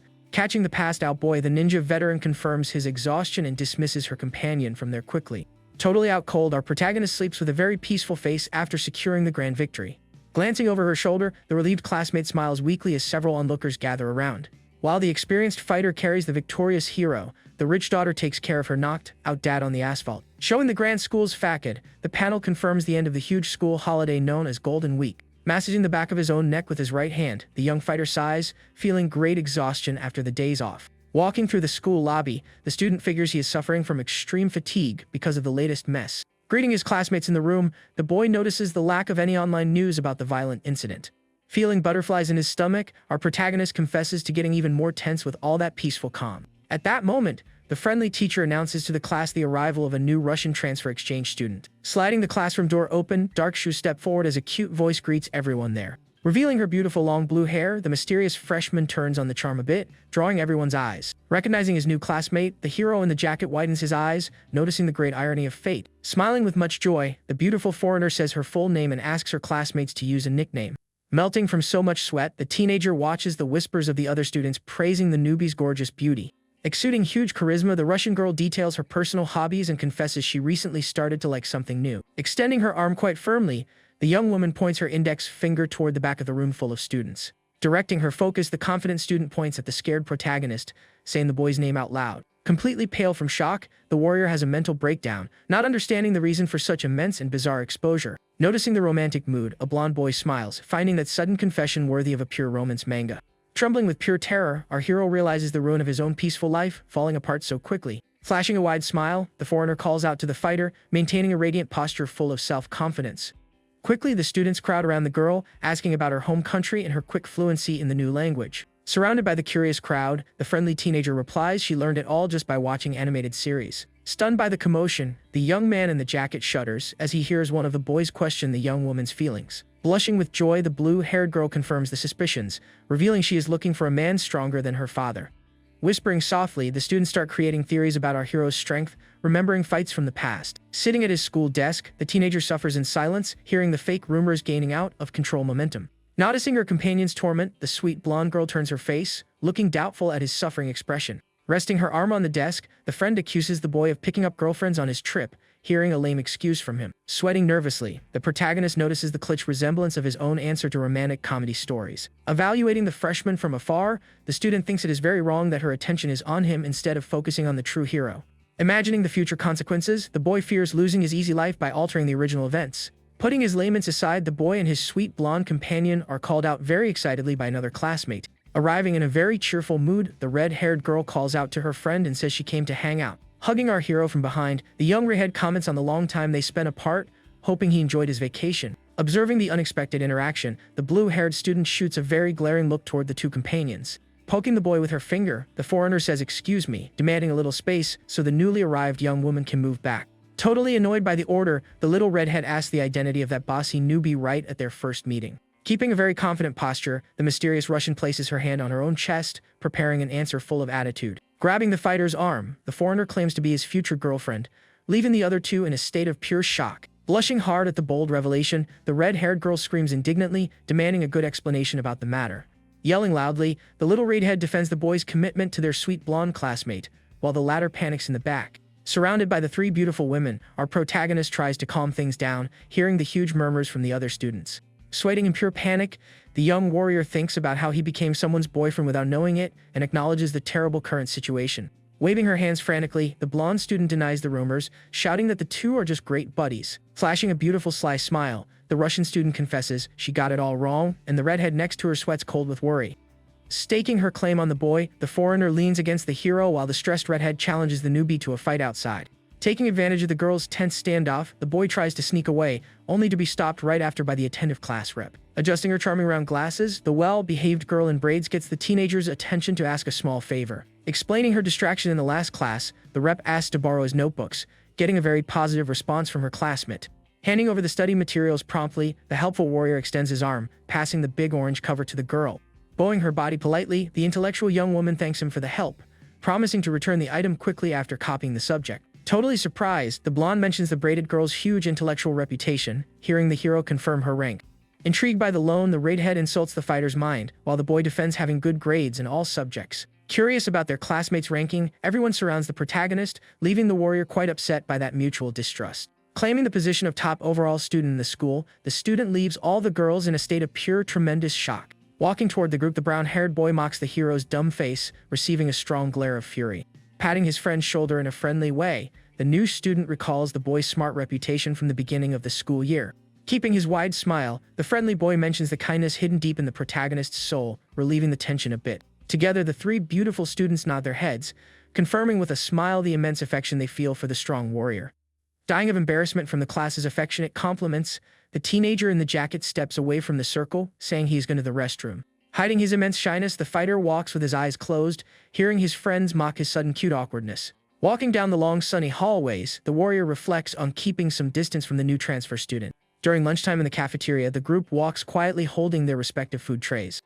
Sitting at the table with the blue-haired girl and the redhead, the fighter stares at the blonde standing right in front of them all. Completely frustrated, the protagonist cries, remembering his advice to keep his distance and seeing it all repeat itself again. Being grabbed by the blue-haired girl, the boy denies dating her, while the redhead demands boyfriend-like behavior. At that moment of many envious whispers from other students, the student sweats cold, noticing the pile-up of misunderstandings. Without understanding the reason for so much envy, the hero observes the trio's fake happiness, seeking a way to push everyone away. Suddenly, a brilliant idea crosses the young man's mind, lighting up his face with a big, very mischievous smile.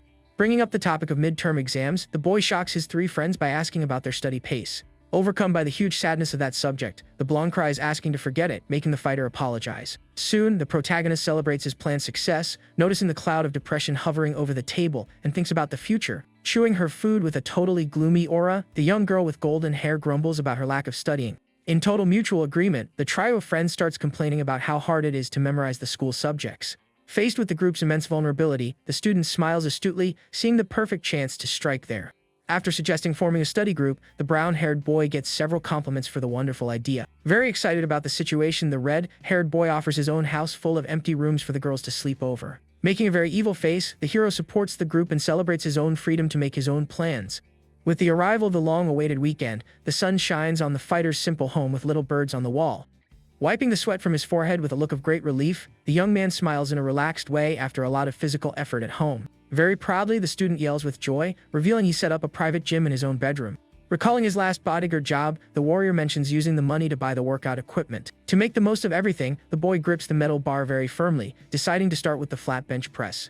Lifting the huge weight intensely, the protagonist laughs with pure joy, feeling the wonderful thrill of working out. Totally caught by surprise, the hero holds the heavy bar as he hears his cell phone ring so early that morning. Answering the device quickly, the boy hears his friend's voice ask him to look out the window, demanding his presence. Going to the bedroom window, the boy slides the glass without understanding the message and is soon reminded of their study date. Looking out at the street, the student finds his blonde friend waving happily under a radiant sun. While calling her friend to come down, the girl exudes happiness as she is escorted by a huge group of imposing men. Immediately, the protagonist panics completely, widening his eyes and turning very pale at that bizarre scene. Fearing for his own life, the fighter questions the identity of those threatening brutes with scars on their faces.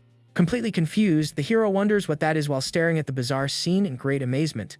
Pointing at the car, the blonde smiles happily, asking her friend to get in quickly and introduces the bodyguards. With a greeting in Russian, the massive bandaged driver leaves the brown-haired young man quite scared. Remembering he defeated that brute in the past, the protagonist hears his friend introduce the famous Uncle Boris. Not hiding his nervousness in the back seat of the vehicle, the student hears his classmate defend the big guy's kindness. Whispering very quietly to the fighter, the blue-haired girl justifies the security guard's escort because she is on her day off. Sweating cold with a lot of discomfort, the boy reflects on the huge awkwardness of traveling alongside a former enemy. Surprisingly, the luxurious traditional residence lit by the sun welcomes the youths with gentle greetings. Welcoming everyone inside the place, the excited big man smiles, accompanied by the young red-haired girl. Immediately, the hero recognizes the girl's father from a tense encounter in the past and decides to pretend not to know the man. Bowing his body respectfully, the student introduces himself formally, hearing a nice invitation to come in. Without blinking for a single moment, the proud big guy approves of his daughter's company, leaving the fighter immensely tense. Crossing his arms proudly, the older man plans for the future, feeling his own hairs question his suspicious face. Changing the subject suddenly, the older redhead points his index finger as he thinks about a new detail. Locking his gaze on the bandaged driver, the homeowner greets his old colleague, remembering the good old days. Explaining the girl's school connection, the dad reveals an old friendship, shocking all the youths in that same instant. Very curious about the bodyguard's recent injuries, the host asks about the situation, hearing a quick grumble. Slowly, the huge injured security guard extends his own hand, raising a firm finger to point in someone's direction. Suffering a major surprise, the protagonist goes into a state of pure shock, seeing the brute report his sad defeat. After the bizarre report is translated, the young light-haired girl screams in absolute amazement at her friend's great power. Faced with the immense destruction caused by the fighter, the host hears another bizarre report, his mouth dropping wide open. Sweating uncontrollably, the hero freezes in pure fear, believing the study session at that house would be cancelled. Imagining getting kicked out, the boy scratches his own chin, secretly wishing for a happy return to his gym. Cutting off the guest's thoughts, the family man leans his face in, highly enchanted by that incredible revelation. Extremely excited, the big older man grabs the student's shoulders, praising the future son-in-law's great skills. Overcome with strong embarrassment, the little redhead yells, scolding the gossipy adult amidst the heavy silent mood of the place. Breathing a sigh of relief after such a big mess, the warrior finds peaceful tranquility inside the traditional room. Apologizing for her dad's bizarre behavior, the kind girls try to minimize all the intense chaos created by the bodyguard. Moments later, the dedicated group settles around the coffee table, organizing their nice notebooks for total focus.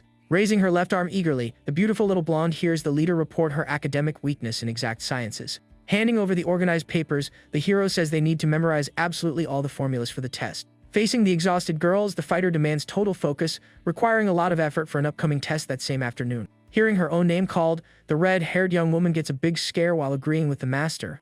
Holding the notebook, the protagonist mentions his friend's average grades, warning about her huge difficulty with memorization. Very focused, the little redhead accepts the idea of changing study methods while the blonde grumbles with her head down. Blushing sweetly, the beautiful blue-haired young woman smiles gently, eagerly waiting for the boy's tips. To solve her weakness in classical literature, the warrior hands over a giant stack full of difficult problems. Intimidated by the thickness of the material, the girl hears the hero say he did all that for the two of them to solve right away. Sitting on the floor of the traditional room, the four friends begin their absolute focus, reading the dense notebooks. After a full hour of review goes by, the group shows heavy fatigue, with the redhead staring into space, quite bored. Totally ignored by the discouraged students, the focused fighter writes non-stop after the long time passed. Raising both arms high in a relaxed way, the young man announces a break, filling his three classmates with relief. Without understanding the situation, the heiress hears her classmate ask permission to use the huge kitchen and agrees, confused. Flashing a huge affectionate smile, the boy explains the idea, wanting to prepare a special little snack for all of them. Returning to the cozy living room, the cook announces the dessert's arrival, catching the young women on the floor of the room. Surprising his beautiful friends, the student presents 3 bowls filled with a delicious, very sweet shaved ice. Amazed by the colorful fruits, the students celebrate the perfection of the cold, very famous dish of Korean origin. Wiping his forehead with a happy look, the teenager offers the varied flavors, while the girls take pictures there. Keeping a very mischievous smile on her face, the blue-haired girl locks her big clear eyes on her heavily sweating classmate. Completely desperate, the fighter pulls his head away, hearing his friend offer him a huge spoonful of dessert. With the sweet treat very close to his mouth, the tense boy refuses the offer, rejecting the affection with his heart beating very fast. Exuding an aura surrounded by cute little hearts, the bold girl flirts, declaring that her own arms feel tired. Promptly, the host is cornered by the romantic meal, triggering the gigantic jealous wrath of the two spectators. Boiling with hate, the angry classmates grind their teeth, hearing the blue-haired girl's bold request, wanting sweets in her mouth. Driven mad with fury, the blonde interrupts the cute moment, demanding the hero's attention and offering her own cold bowl. Following the mess, the little redhead fights for the right to feed the protagonist, leaving the poor guy totally terrified. Pulling the fighter's shirt, the golden-haired student brings a lot of order, declaring she is just a simple friend of his. Processing the recent confession, the host's daughter widens her beautiful eyes, noticing the huge misinterpretation. Gaining a beautiful, mischievous smile of pure hope, the red-haired girl reflects on the non-existence of that romantic couple. Recalling the intense past, the young woman's heart beats wildly over the old gentle attitude of the boy in the blue jacket. Watching the tense fighter try to calm down his fierce classmate, the heiress plans a brilliant tactic for her own romance. Gripping her hands on the beautiful bowl full of sweet dessert, the girl blushes, feeling she has a great chance at dating him.